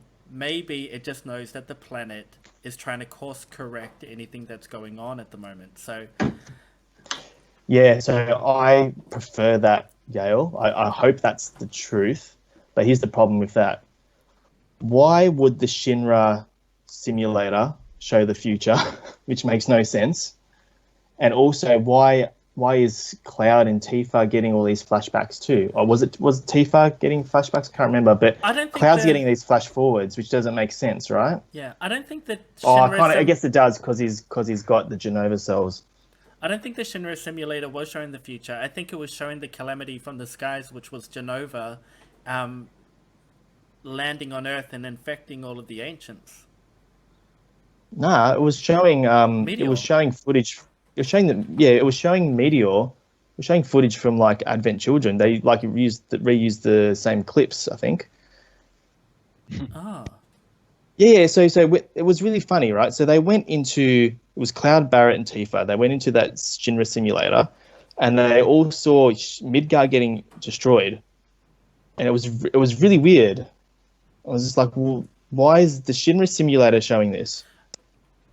Yeah, that's really strange. Like, I don't remember that one I don't remember as I was that. playing it, thinking it felt out of place, but I did kind of think about it in a way that it's like, it was something that kind of stuck to me. But then I think I was just in such a rush to just finish the game off at that point because Kurt and Yale already had that I kind of just forgot about it like really quickly. Yeah. But yeah, now that you mention it, it is making me wonder how they did show that or why. Unless it's like you're not supposed to look too much into it, and they just had a vision in a simulator by accident. I don't know. Yeah. And what was the unless other thing Cloud you just found out had there? a They showed vision. Balam from Final Fantasy VIII. Oh, that's right. There's a screenshot in one of the museum parts in the Shinra building, and it looks exactly like the garden in Final Fantasy VIII. I actually think Which that's what you said, Ed? Yeah. Yeah, I actually think that's the forest where Aerith dies. Because No, it looked like Midgar. It looked like near Yeah, it Midgar. looked like it was yeah. just Midgar, how they Yeah. envisioned it in the future. Because I think that was a Cetra hometown. That was the Cetra city that used to be Yeah. there, and I think that's what they were showing, the Cetra population. Actually, no, I did like, even though it was like, wasn't real, like Cetra footage or whatever, but they did show like little glimpses of what they looked like, and like Yeah. how they, and they had airships, which I thought was cool. I don't know if that's, what they're going with, but Yeah, well, the Cetra were extremely advanced. They only got wiped out because Genova infected everybody and turned them into monsters. see, I didn't know. I thought they were just like native people. They were. But like not advanced. So like they were, stuck in like, the Stone Age or something. Oh, okay. Yeah, I always thought they were advanced. But Kurt, for you, the humans aren't the native inhabitants of that planet. They actually came to the planet after Genova came to the planet, and So the Cetra are the native population. Genova came and wiped them out with disease, and Sephiroth is a descendant of Genova. The humans came afterwards when all of the Cetra were turned into monsters, and there was just monsters on the planet. But and then they just settled in, and then they just started living on that planet. So, Okay. yeah, just a little bit of background about the lore of Final Fantasy VII. Man, I don't even Yeah. remember that. I think I really do need to go back to play the original. Yeah. Yeah, I don't recall specifically seeing that the humans, because to me this was never explained. It was like, yeah, the Cetra are there, the ancients, but then where do people come from? Yeah, humans come from another planet Space? as well. Yeah, do they say No, that? Yeah, they do. I thought it 100%. was I thought it was that, Cetras were just the only inhabitants of the Earth, Whoa. and they kept going towards this,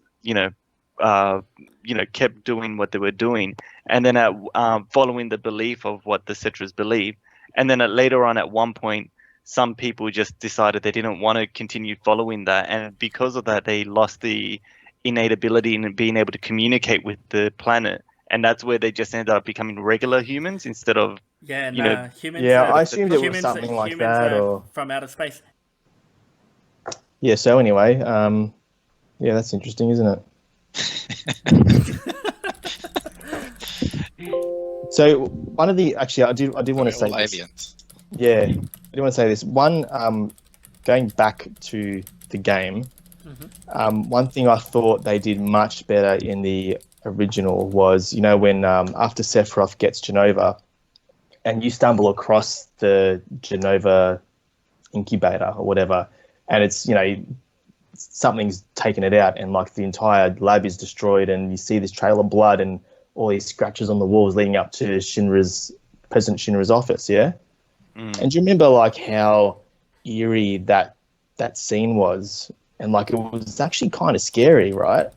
yeah. Like there's that trail of blood and everything, and the music and all that, and you don't know what the fuck's going on. All the guards are dead. But in the remake, it was just like purple goo on the floor. Yeah, I thought that was kind of shit. I was really looking forward to that, because that's probably one of my favorite scenes out of Midgar, at least. Yeah, I really wanted to see that scene as well, because it had its funny moments to it as well, where they were in different cells, but they were still like just beside each other, so they could hear each other talking. Yeah. And yeah, I thought it would have been cool to have that in there, so I was really disappointed they left that out. Anything you guys thought was any interesting creative differences? Well, maybe not you, Kurt, but for you, Ed, you, Yale. Oh, sorry, what was that question? Creative difference. So just like the creative departures they took from the original, and things they might have done good, like well or not so well. I mean, I guess the big thing is obviously the ending. I mean, do you want to jump into the ending? I'm actually reading, and I actually am confused now because About the Cetras? Yeah, because you're like, I'm reading the fandom wiki, and that's saying exactly what you said, Ed. Yeah. But then I was like, read so much about them talking about the humans coming to the planet, and so now I'm confused as to where that came from. I guess it doesn't really matter. It doesn't sort of change much for the story. You just have to accept that there are aliens that look exactly like the ancients, but they're not, and they came to the planet. And that was it. Yeah, look, to answer your question though earlier, like there's nothing specifically that I had as a major call out in creative differences, other than the ending. There probably are some that I just completely forgot about or didn't note them down anywhere, but yeah, the ending's probably the big one. Yeah. So let's jump into that. So how'd you feel about the weird stuff that happens at the end? I liked it. I'm pretty open, and I was kind of expecting for some differences to happen, especially with the way they ended. Like, obviously they would have wanted to do something to end it in a cliffhanger type of way. So I was expecting something like really out of the, really completely drastic. And I thought the way that it was pulled off, that it was done really well. Yeah. There are some of those things I know that some people don't like you said, with the whole potential for time travel or whatever, but yeah, I'm the way that I look at it, they have to do something to make it appealing still for the original players to come back and be intrigued, and they've definitely sparked my interest, and for sure I'm going to be playing the next release whenever it does come out. Yeah, hopefully not too far away. I think for me, Yeah. like I had obviously no expectations of what the end was supposed to be. So for me, it kind of, I was still just trying to get my head around what the story was trying to tell. So I was a little bit lost, like as I was going through it. I think I mentioned earlier that I expected Sephiroth to be at the end. So that was my point. So I knew that was coming. But now my only concern is like, are we just going to keep fighting Sephiroth at the end of every disc now? Like I'm not sure how that's going to work. But yeah, the whole time travel thing, I mean, yeah, I mean, nobody knows really what's going to be coming in the future anyway. So I'm pretty cool with however it went, and I really enjoyed it. Yeah. Yeah, look, at the beginning when I first played the ending of Final Fantasy VII Remake, I just remember thinking I didn't like it. And the main reason that I didn't like it was because I didn't want the story to change from, where they were originally intending, or where the original story goes, because a lot of that story is dependent on the character's motivations being a certain way at the end of that, scene. So when I kind of finished it, that's how I was feeling. But then as I reflected on it, I started to think, well, one of the things that most fans of the original game are going to expect from the remake are all of your big key moments, such as Aerith dying, and all of the other various things that play out. So if we're already expecting that, then there's going to be no impact when she does die. So I think that it was a clever way to kind of put us onto our toes and say, hey, she might not die. And I think that's an interesting thing to think about, because I remember in the original game, there were so many theories about how to resurrect Aerith. And there were all of these little things in the game that you could collect, like tissues, and then you could, theoretically give the tissues to this person who was sick in this town, and then they were like a doctor and they could do this thing, and all of these different things were out there. And so people for years would try and do those things to resurrect Aerith with no hope. And I think that goes back to the hopelessness of losing Aerith in that moment, which I know that, the majority of the fan base felt, because it was such a sudden thing, it was such a shock, and it didn't feel right. And, I wanted to put down my controller and cry at that time, and whatever it was. And I think that they want to recapture that if she dies in this remake, because if they just play it out scene for scene until she dies, you're going to expect it. It's not going to be as impactful as it was in the original. So I think if they give a little bit of hope that she might survive, then I think that will be, a better impact.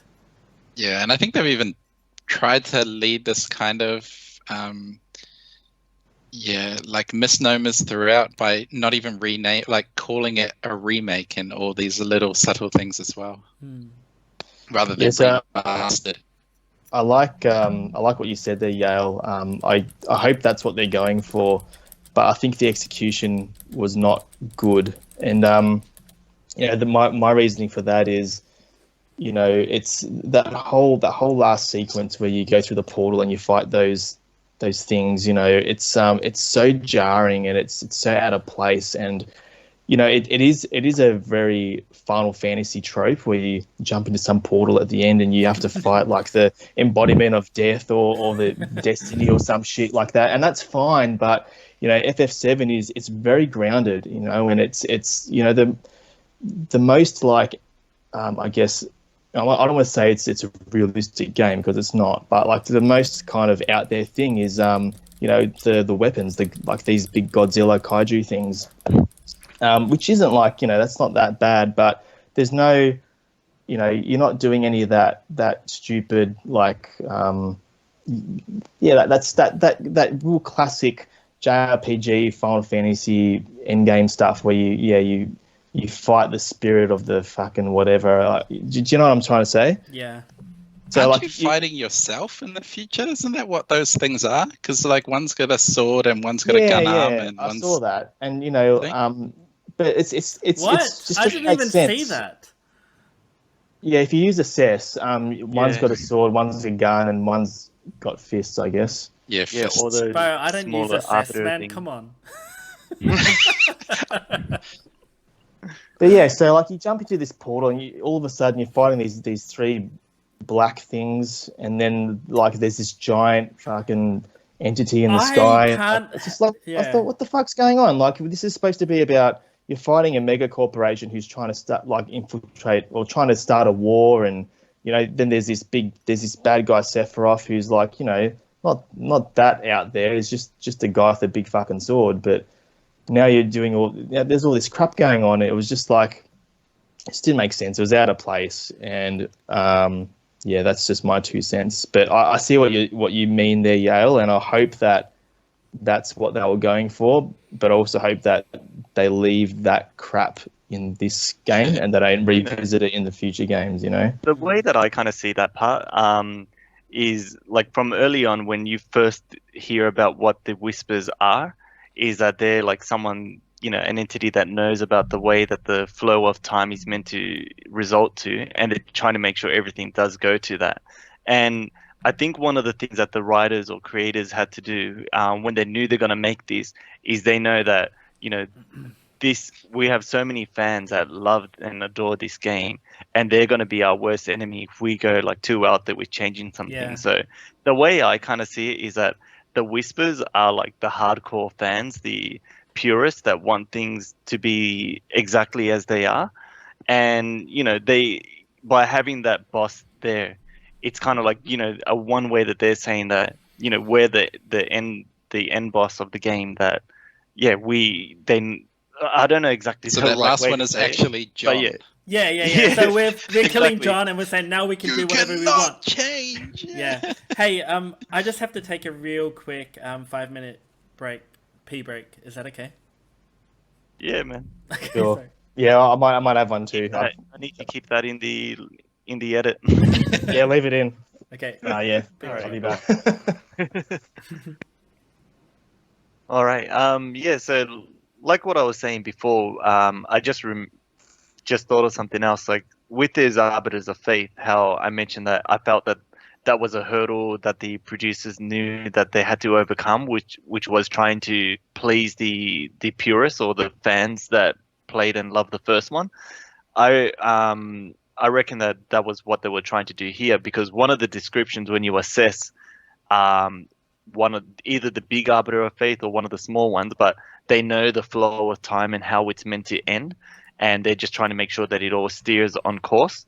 And if they didn't have something like that where they are going to make changes, it would have felt like a bit strange and out of place. And yeah, I think that's the reason why they did decide to do that one there. And yeah, it was a bit out of place, but thinking about it in that mindset, I reckon it's just meant to be representing us in some way, shape, or form.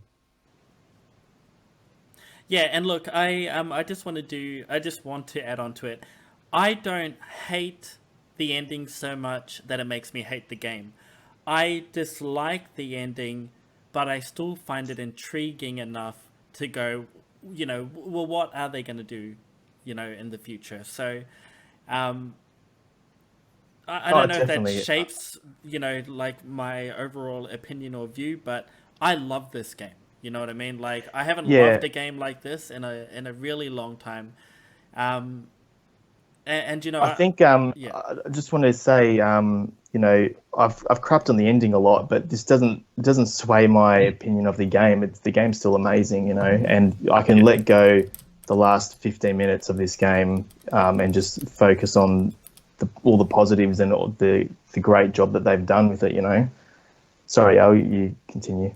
Yes, no, that's all I was going to say. So I'm just I honestly, 2 years is way longer than I want to wait for this game, but there's so many other amazing games that we can play in the meantime, and it's just made me want to go back and play the Final Fantasy VII OG game. So I think that's what I'll do to fill out some time. Yeah, and I hope like this game was obviously hyped up for so long, but it was officially announced 5 years ago, and that's a massive long time, and hopefully, the wait between episodes will be a lot shorter, but realistically, I can't see how that's going to happen because they'll be developing the next game for the new console, right? Yeah, well, that's what I was thinking. They'd have to. Although when the PS4 released, there was a lot of simultaneous PS4, PS3 releases for a good 2 to 3 years after the console launch. So I think that would still happen Yeah, for the next okay. game as well. Yeah, I reckon it will. What are you guys looking forward to seeing the most? Like from things from the original game that you'd like to see remade. Oh man, okay, so I've been thinking about I this a lot. Oh, sorry, do you want to go first, Natch? Go for it. mine will be really quick. One thing I'm really looking forward to seeing in the next game, if they get to it, but the point when they travel in between Junon and Costa del Sol, and they all have like the Shinra disguises on, but then they couldn't find one for Barrett. Yeah, yes. I want to see him in the sailor suit. No, I want to see Red trying to walk like a human in the sailor Yes, suit. yes, that's the best. Yeah, that's I right. want to I see forgot how he about gets that. away with being human in that as well. They'll probably just put him in a box. Yeah. Yeah, go on. Yeah, what was your one? You're looking forward? Oh man, okay, so there's a few scenes, okay? So as soon as you step out of Midgar, one of my favorite scenes is where you get to see Sephiroth kill that massive snake in the marsh. Oh fuck yeah. So Yeah. I can't wait to get to the marsh, and I want to see what mechanics they use to get through the marsh, because this isn't going to be, a top-down view of you walking through a marsh really quick on a chocobo. Like there's got to be some fully rendered marsh going on here, so I'm pretty eager to Well, see. Yeah, How do you think they're going to handle the world map, or will they even have one? the overworld. Yeah, I've been thinking about this a Yeah. lot. I actually think that they're going to go with a Final Fantasy X style world, where everything is kind of not a corridor, but it's like an It's just open chapters, area yeah. that you kind of move through. Because Oh, hang on. I don't remember that in Final Fantasy X. yeah, Final Fantasy X didn't have an overworld. It just Yeah. So had what? yeah, it just had like one area to the next area, kind of like in Midgar. You could just Yeah, walk from yeah. sector 5 to the next area and then to the Right. next area. And I actually think as soon as you get out of Midgar, it'll be like that. It'll be an open plain that gets moved into like you find calm or whatever, and it's a fully realized town. And then you've got to go through the mountains and then get to the other side, another plain. Like I think it's going to be proper environments, you know. So like a world map. No, I don't think it's going to be a world map though. I don't think it's going to be like Skyrim, for example, where you've got Oh a fully yeah. open Yeah. world. You know. Well, how do modern games do it? Like what's it like in FF15? Just drive around in a car. It is an open world. It's an open map for one area, and then everything is kind of. No, the whole world's open from map to map. Maybe they will do it like that then. What do you think, Notch? I hope not, because that wasn't one thing I was a big fan of in 15, where Yeah. it was open world. Like there are some games that do it well, but for me, I just personally aren't a big fan of open world games. I did try like Skyrim all those years ago when it was like the big thing, and it just wasn't for me. Um, so and that was one thing I disliked with Final Fantasy 15, the way that they did the open world. And so I don't know how they will be doing it here. But yeah, so far with everything, like there were some things I was a bit skeptical about with this remake coming out, and overall I am really impressed. So I hope that when they do it for this part 2 or episode 2, whatever, it will be one of those things that, they just really please me. I'm personally looking forward to fighting weapon or all the weapons, and they're meant to be the size. Well, I call them Godzillas. They're meant to be the size of Godzillas, right? So how are you going to fight something that big in real time? Maybe a big fighting is foot. I hope they don't do it like they did in Final Fantasy 15, where you fight like Titan, because I didn't really find that battle that interesting at all. I hope they scale them down if they're the size of Godzilla. That's You'll just be my attacking personal... the left toe. Yeah. Yeah, because in the original game, they tried very hard to make them look massive, and it worked. Like you felt like you were fighting something massive. You know, maybe they'll do that. I can't wait for them to do the Fort Condor scene, and then Yeah. I wonder if they're gonna add in the dolphin jump to the top of Junin. Do you remember that? Yeah, I do. Oh yeah, where that little girl needed a help and all that, right? And then I'm pretty excited to dress up as Shinra again and do the military march with Cloud. Yep. And then getting to Costa del Sol, I want to be able to buy a house. You know what I mean? Oh, can you buy a house for like 1 million gil or something, Yeah, right? you can buy a house for like 1.5 million gil. I can't remember the exact amount in Costa del Sol. And what happens if you buy it? You just have your own house. You can sleep in the bed. That's it. Oh, that's it. I don't even remember that. I could Now, barely what I afford was going to the say, Yael, luxury was massage.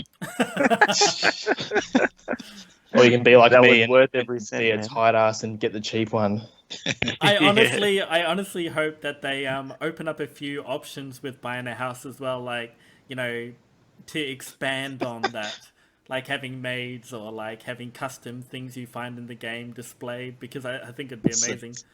Putting That's up, when they'll introduce multiplayer to it, to have your friends visit each other's house.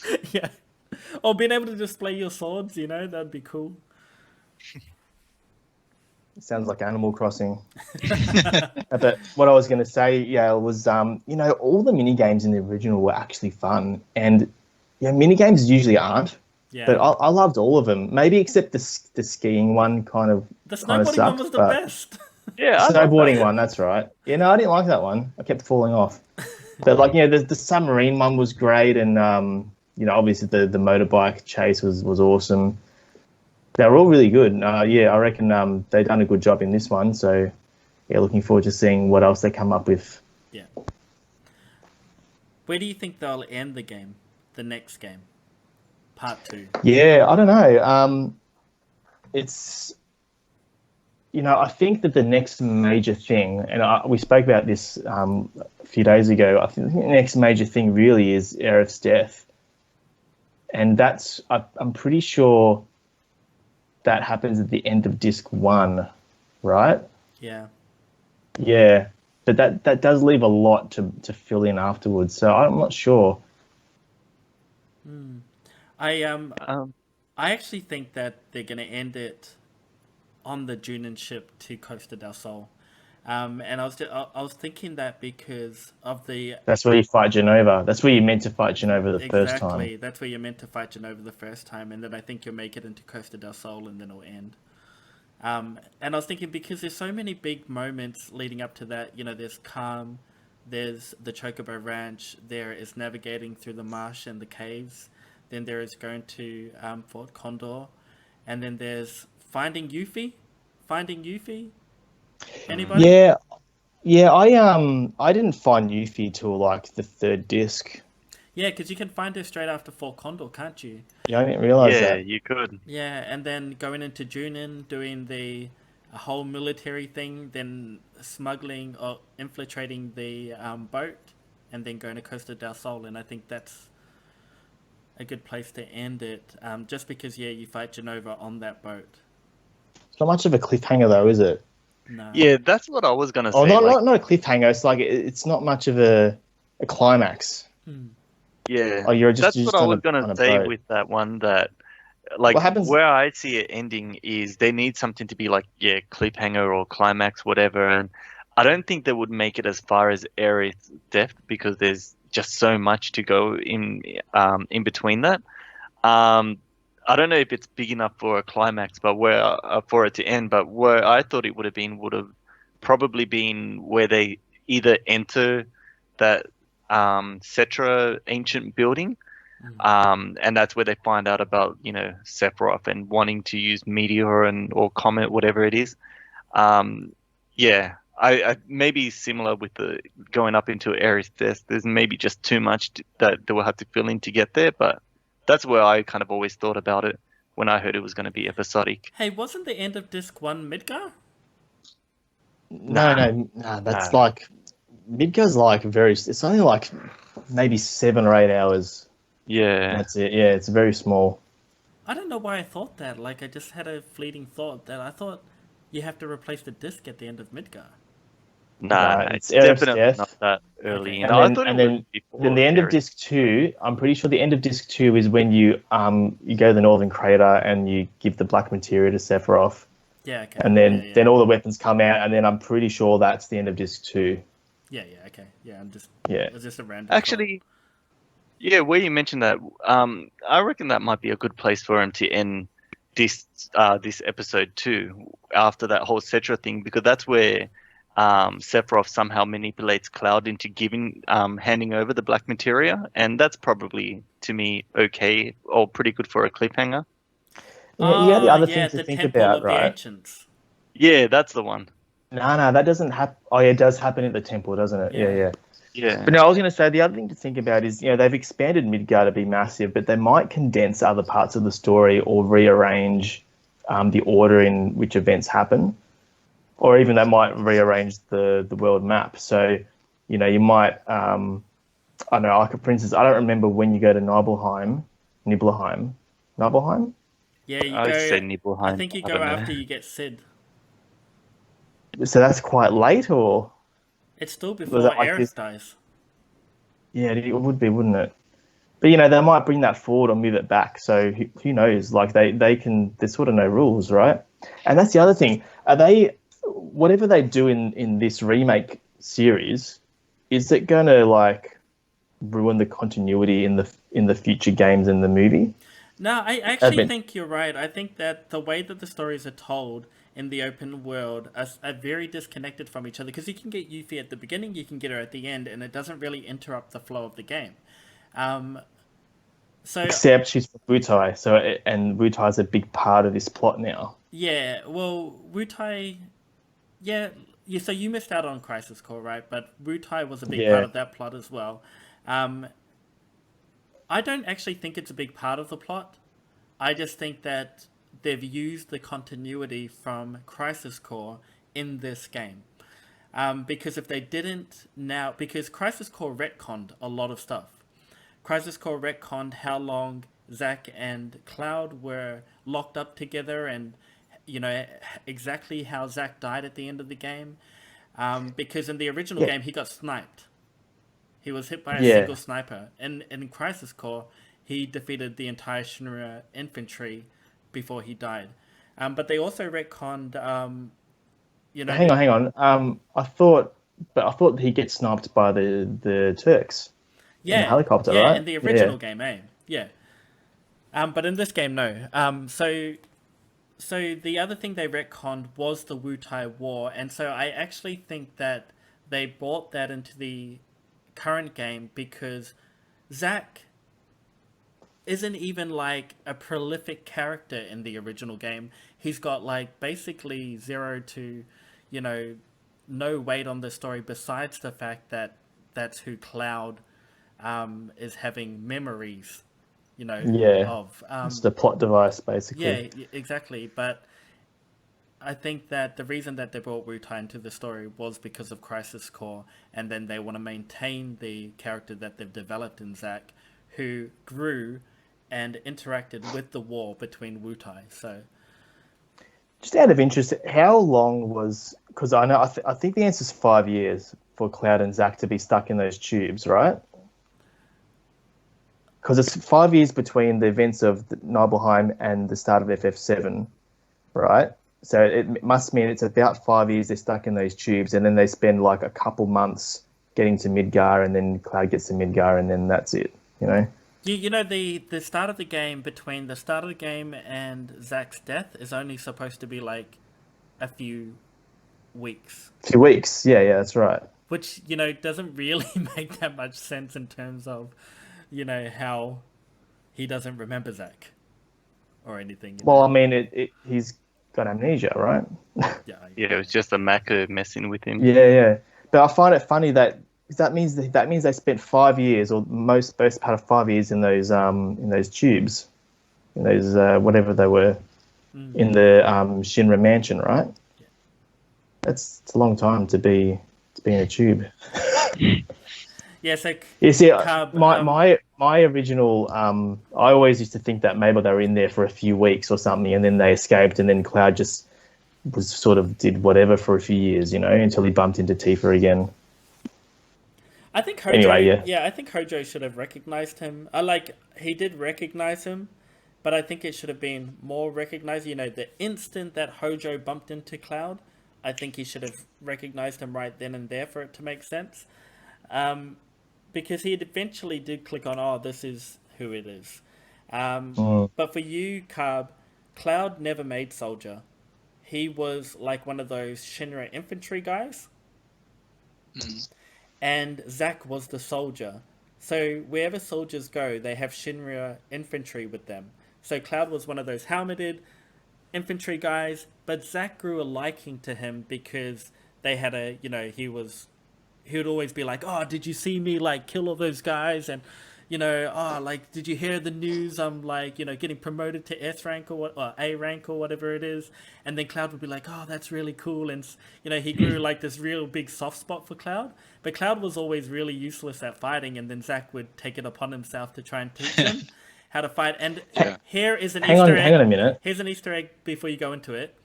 Did you know that the difference between Operator and Punisher, the two styles that Cloud uses in the game, one of them is Zack's style from Crisis Core, that's Operator, and the second style is Sephiroth's style, which is Punisher, where Sephiroth has the sword over his head, and that's how Cloud holds the Buster Sword. So I don't know if you guys picked up on that, but that's... Oh, I didn't know. No, I didn't at all. So that's that's Cloud's memories being infused with Zack's, because Cloud and Zack were in a test tube for a long time, Carb, where Hojo was experimenting on them, and during that time Cloud's memories got all fuzzy, and he took on the memories of Zack, and that's why he thinks he wasn't Soldier. But he also picked up twisted up. Yeah, so he also picked up Zack's fighting style during that, but then also the the Genova cells inside of his body, which are communicating with Sephiroth, are the reason why he uses Punisher in that way. So just on that, so I read and I can't remember exactly how it was explained in the original, but I asked the question that why is Cloud such a good warrior, right, when he failed to get into Soldier? But then I read somewhere that he only failed the mental part of it. He didn't have the emotional capacity to withstand Soldier, but he was physically able to. So he just became like a one of the normal soldiers, infantrymen. Yeah, I think he failed. Is that right? Yeah, I think he failed the psych test. The psych test. Yeah, that's right. Yeah, he couldn't get, for whatever reason, he was too emotionally damaged or something, and they said, "No, you're fucked." It's because he grew up bullied, right? In his town of Nibelheim, he didn't have any friends or anybody, and so he was always, emotionally unstable. So basically, he was good enough for Soldier. And then once he was in the test tube with Hojo, they put the Mako and the Genova cells. Now he basically is a soldier. He might as well be now. And he got trained by Zack as well. Don't forget that part. Yeah. Zack actually did train him how to fight. Oh, I've got one more question. Oh, this is just complete off tangent. I can't remember. So regular soldiers don't have Genova, do they? They don't have Genova cells in them, right? I think all of them have Mako infused in their blood, so that makes them a lot stronger. It's like doping, the US military. Not saying that happens or happened, but it'd be like doping the army to make them stronger, so that when they go to war, they're way stronger than the other army. And Sephiroth's the only one that they did that, and they gave him Genova cells. No, I think that a lot of people were experimented on with Genova cells, but they mostly rejected it and died. Yeah, that's right. They turn into freaks and all that. Yeah, and you can see them in the test tubes inside of a lot of the reactors out in the countryside. But their bodies get mutated and they turn into monsters. But with Sephiroth's case, his one was different, wasn't it? Because he was the injected while he was a fetus. The mother was pregnant. Yeah. Yeah, whereas all the others were just people that, voluntarily, I guess, chose to be part of, the military, and then that's when they would have got it. Yeah, which by the way, I can't wait to see Vincent Valentine in this game.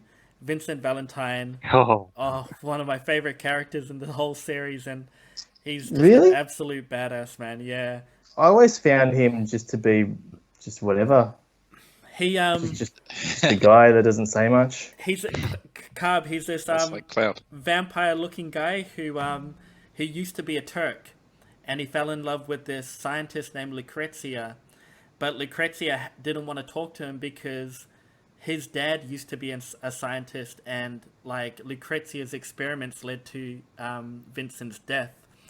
Anyway, Vincent fell in love with Lucrezia, and then she fell in love with Hojo. And then, when they found out that Hojo wanted to experiment on the baby by injecting it with Genova cells, Hojo, Vincent tried to like retaliate, and then Hojo like shot him and started experimenting on him, and basically turned him into like a vampire.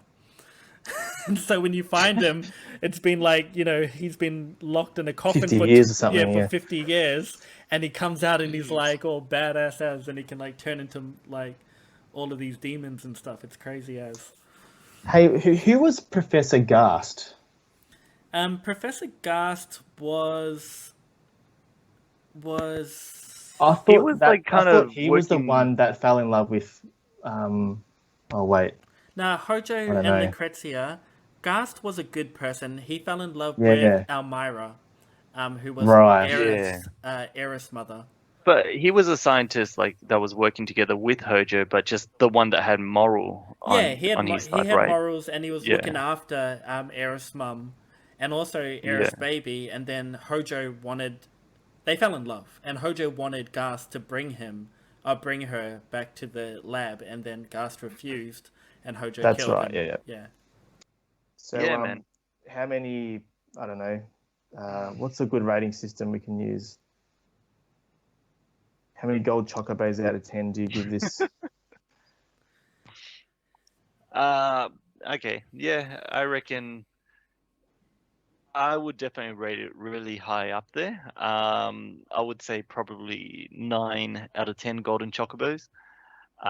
Just there was too much things in there to love. Like it was a game that I've been wanting from since when I was like a kid, or a young adult really, and we finally got it. And there were so many nods to the original that just made it, seem so appropriate and so right. So as a fan of the original, and a modern day gamer that doesn't game too much, yeah, I was really happy with it.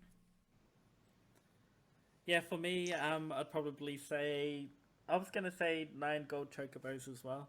Not copying Nach, but while I love the game, it definitely wasn't perfect, and it wasn't perfect because of all of those things that we called out. So, if a lot of those things weren't in there, like the navigation problems, or the lack of tutorials, or some of those filler parts, and even the ending was done a little bit better, I would say it was a 10. That's a lot of stuff to dislike about a game that is carried by the strength of its core battle system and its characters. So Hey, Yeah. sorry, just one more thing as well. Just to answer your earlier question about creative differences and stuff. One thing that I didn't like about it, which I thought I can just get out here now, was what happened to Roche, man?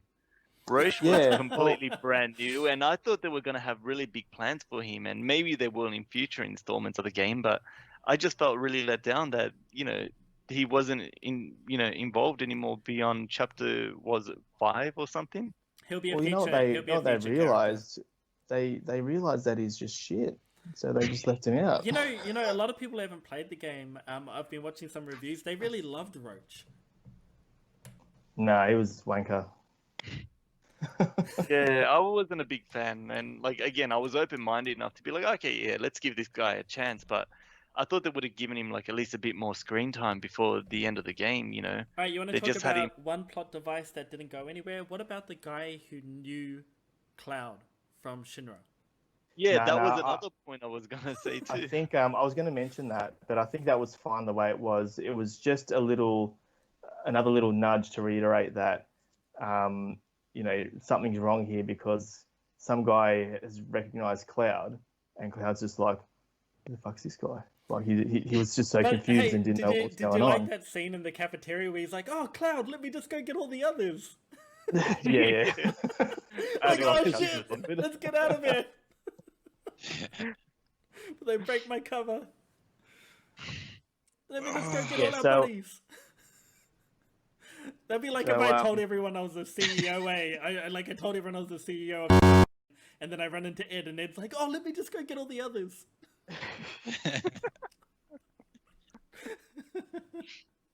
I'll cut that out. Don't worry. Oh yeah, they know where we work. Yeah.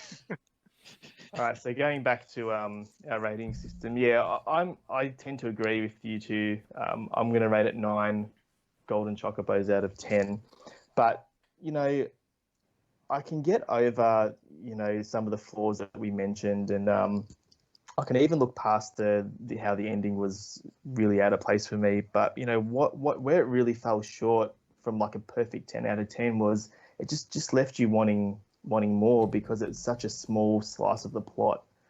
And I know it's kind of not fair to sort of rate it on that because we knew going in that this is where the story was going to, that was the chunk we were going to get, just the Midgar sequence. But it didn't feel like a full game. It really felt like a chapter, but they've sold it to us as a full game. So I still love it. It's one of the best games I've played in recent years, but can't give it the 10 out of 10 for that reason alone, I think.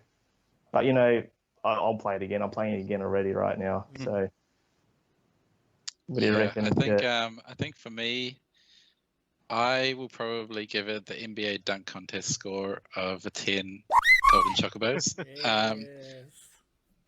Only because I don't really have to worry about the original game so much. So I'm playing it with, fresh eyes, clean slate, nothing to really fall back on. And I haven't, like I said earlier, I haven't finished a game as quick and like dedicated myself so much to a game. I think I've finished maybe 3 games in the last 6 years. And two of those were this year, Last of Us and Spider-Man. And I know Last of Us is rated highly as well, but I didn't really enjoy it that much. But Final Fantasy VII Remake had me from like the moment I put the disc into the PlayStation 4. So, based on those, I can't give it anything else. I don't think. What else can I give it? Yeah.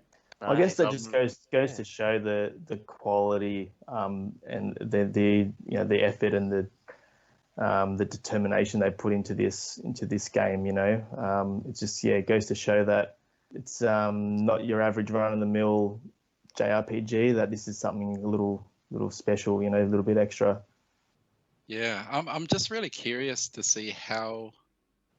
I'm not too worried about what comes next in terms of plot and all that. I would obviously it would be good to learn a bit more about the characters, and I'm sure that's going to happen in the upcoming discs because I still don't really know a lot of the background for each of the characters. But I'm also curious to know how our progress in this game flows through to the and all the weapons one or the thing equipment that we've collected.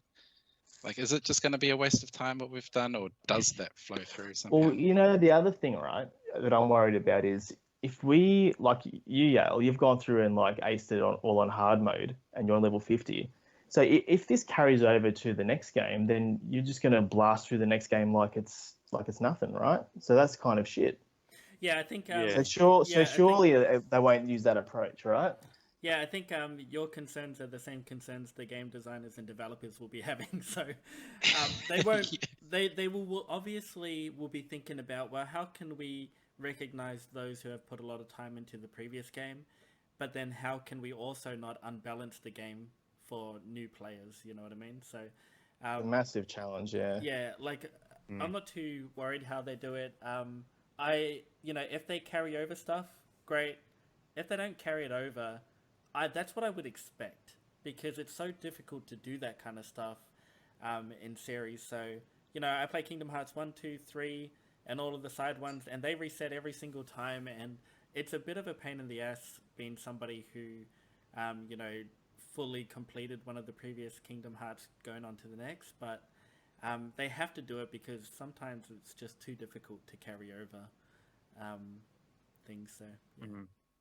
Personally, I feel that they might do something along the lines that they'll have they'll probably just put like a clean slate that everyone that plays the new game is going to start at like level 30 or 40 or whatever it is, and you know that'll be that, so that way you can still be okay, you know, with the next tier of monsters coming in from when you start the game.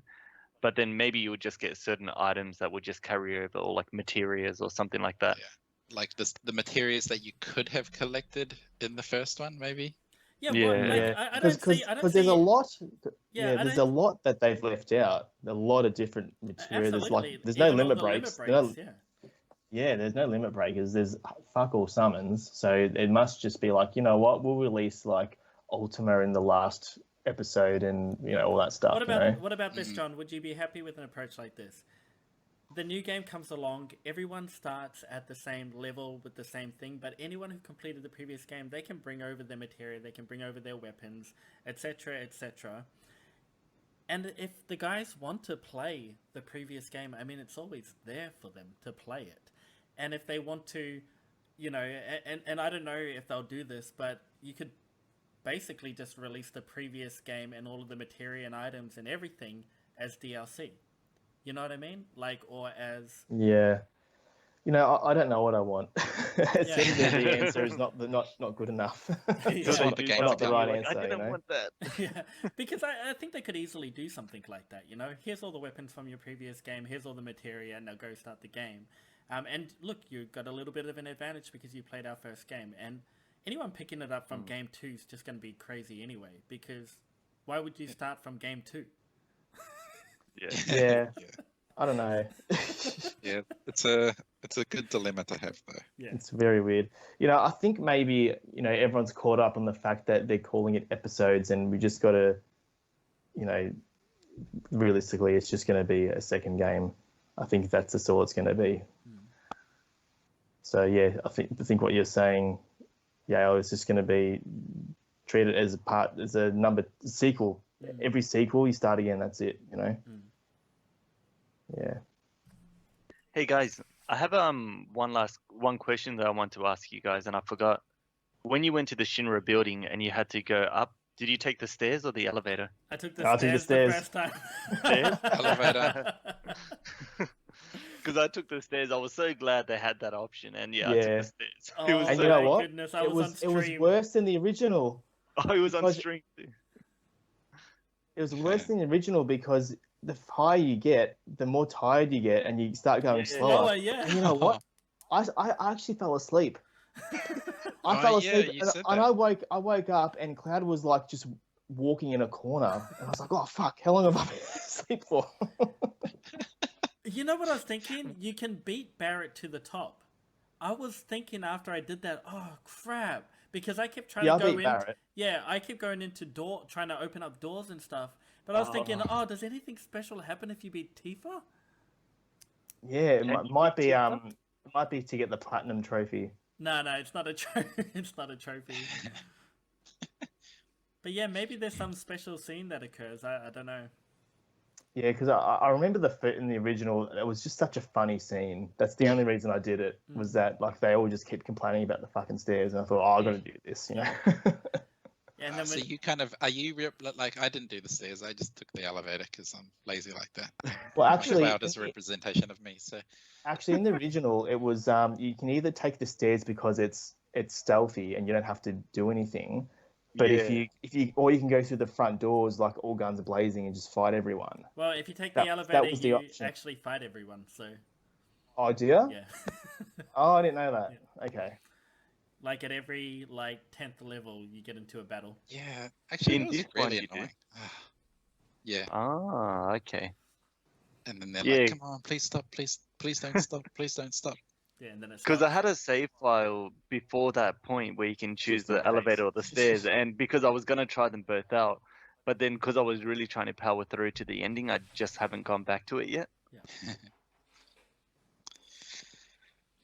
So I guess you know, Cool. I guess what we should take away is you know, we always, for this entire conversation, we keep referring to the original. The original did this, the original did that, and you know, I think we've just got to let go of the original at one point and just, you know, embrace that sometimes change is good. And I think that's evident from, you know, what we've rated this game in the end, and that the original will always be there and we can play it whenever we want. But you know what? Like, I kind of prefer the remake. The gameplay is just so much better and smooth. It call me crazy, yeah, you know, but I don't want to go back to turn-based RPG, random battle encounters, like stuff that I'm liking the way the direction this is going, and you know, I think it's good to just embrace that. The original will always be there. You know, you can play it on any system what you want. You can play it on your smartwatch probably if you want. Yeah. And I think with that, we should probably wrap up. So Yeah. thanks everybody for tuning in. This has been Synthetic Gaming. Hey, yeah, no, it's been good having this chat with all of you guys. I look forward to the next iteration that we do end up doing, whatever way it comes through. So yeah, thanks for the chat. This is Nacho. Out. Yeah, thanks guys. It's been awesome. It's been good chatting about Final Fantasy VII Remake. Carbonated Gaming out. Yep, and I've said everything I want to say, so I'm Retro Prawns. Cheers. All right, are you guys gonna hang up? No, you hang up.